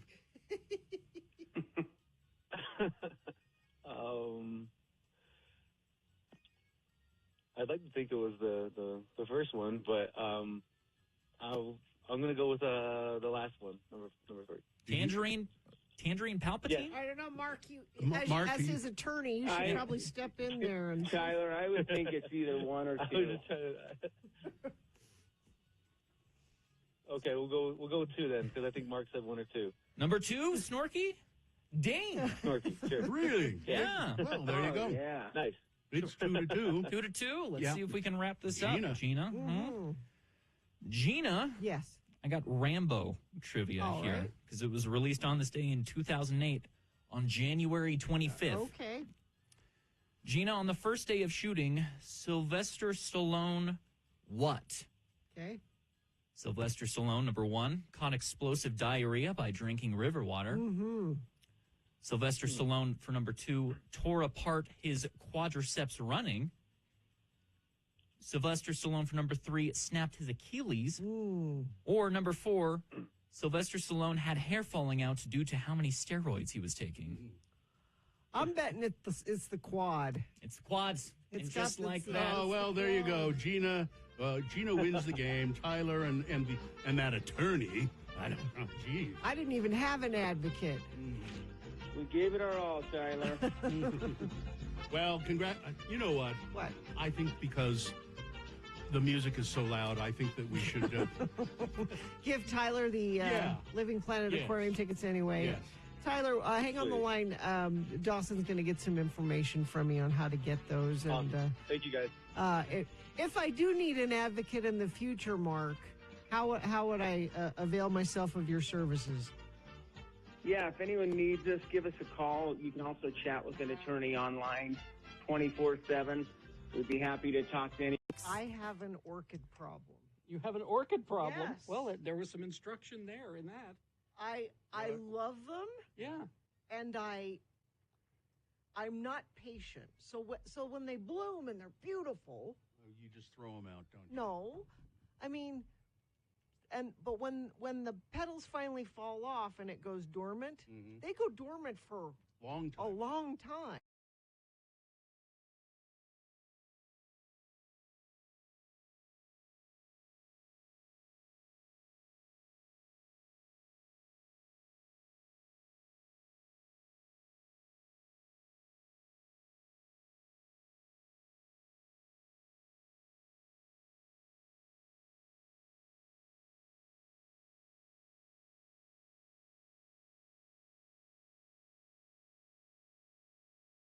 At Simple Minds, Soft Cell, and Modern English. Yeah. Not coming here, though. We're going on a big tour in 2025, and I'm looking. Nope. Nope. Not. I looked. The closest is what? Denver, probably. Denver, Chula Vista, L.A. Well, do you think we were Phoenix. a flyover state or something? Yeah. I guess we are. Yeah, we are. They've been here. Well, that's not doing us But- any good now. No, I mean. But if you were to want to take a little. It is fun to take a trip for a concert. Like that's planning a trip around a concert is fun. Yeah, seeing something in a different place. You always go to the same venues here. Go somewhere different. Yeah. All right, let's do the promo and crawl towards the exit, shall we? Radio from Hell. The show where all they do is just bitch. No, that's not true. That's kind of true. Always talking about the world's problems. No, we're problem solvers. Take things that must go, for example. Oh, you mean when people send us their things that must go to radiofromhell@x96.com? And we read them and they go away. You're right. We're not just bitchers. Radio from Hell. So much more than bitchers. Wednesday morning here on X96. I mean, we do bitch a lot. And we read people's bitching on the things that must That's go. what things that must go more is. bitching. It's just more bitching. People are guess. fed up. You know where they're fed up to? Here. Right there. Yeah.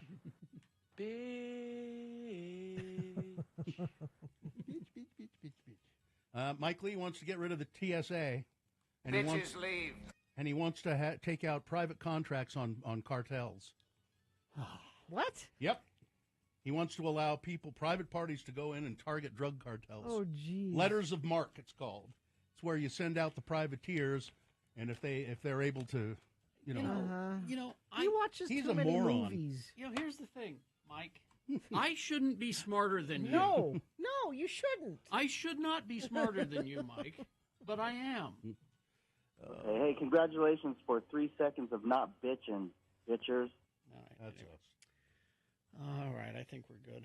Fine job as always, Katie. Live long and prosper, bitches. Don't you know who I am? We're so much more than bitchers. All right.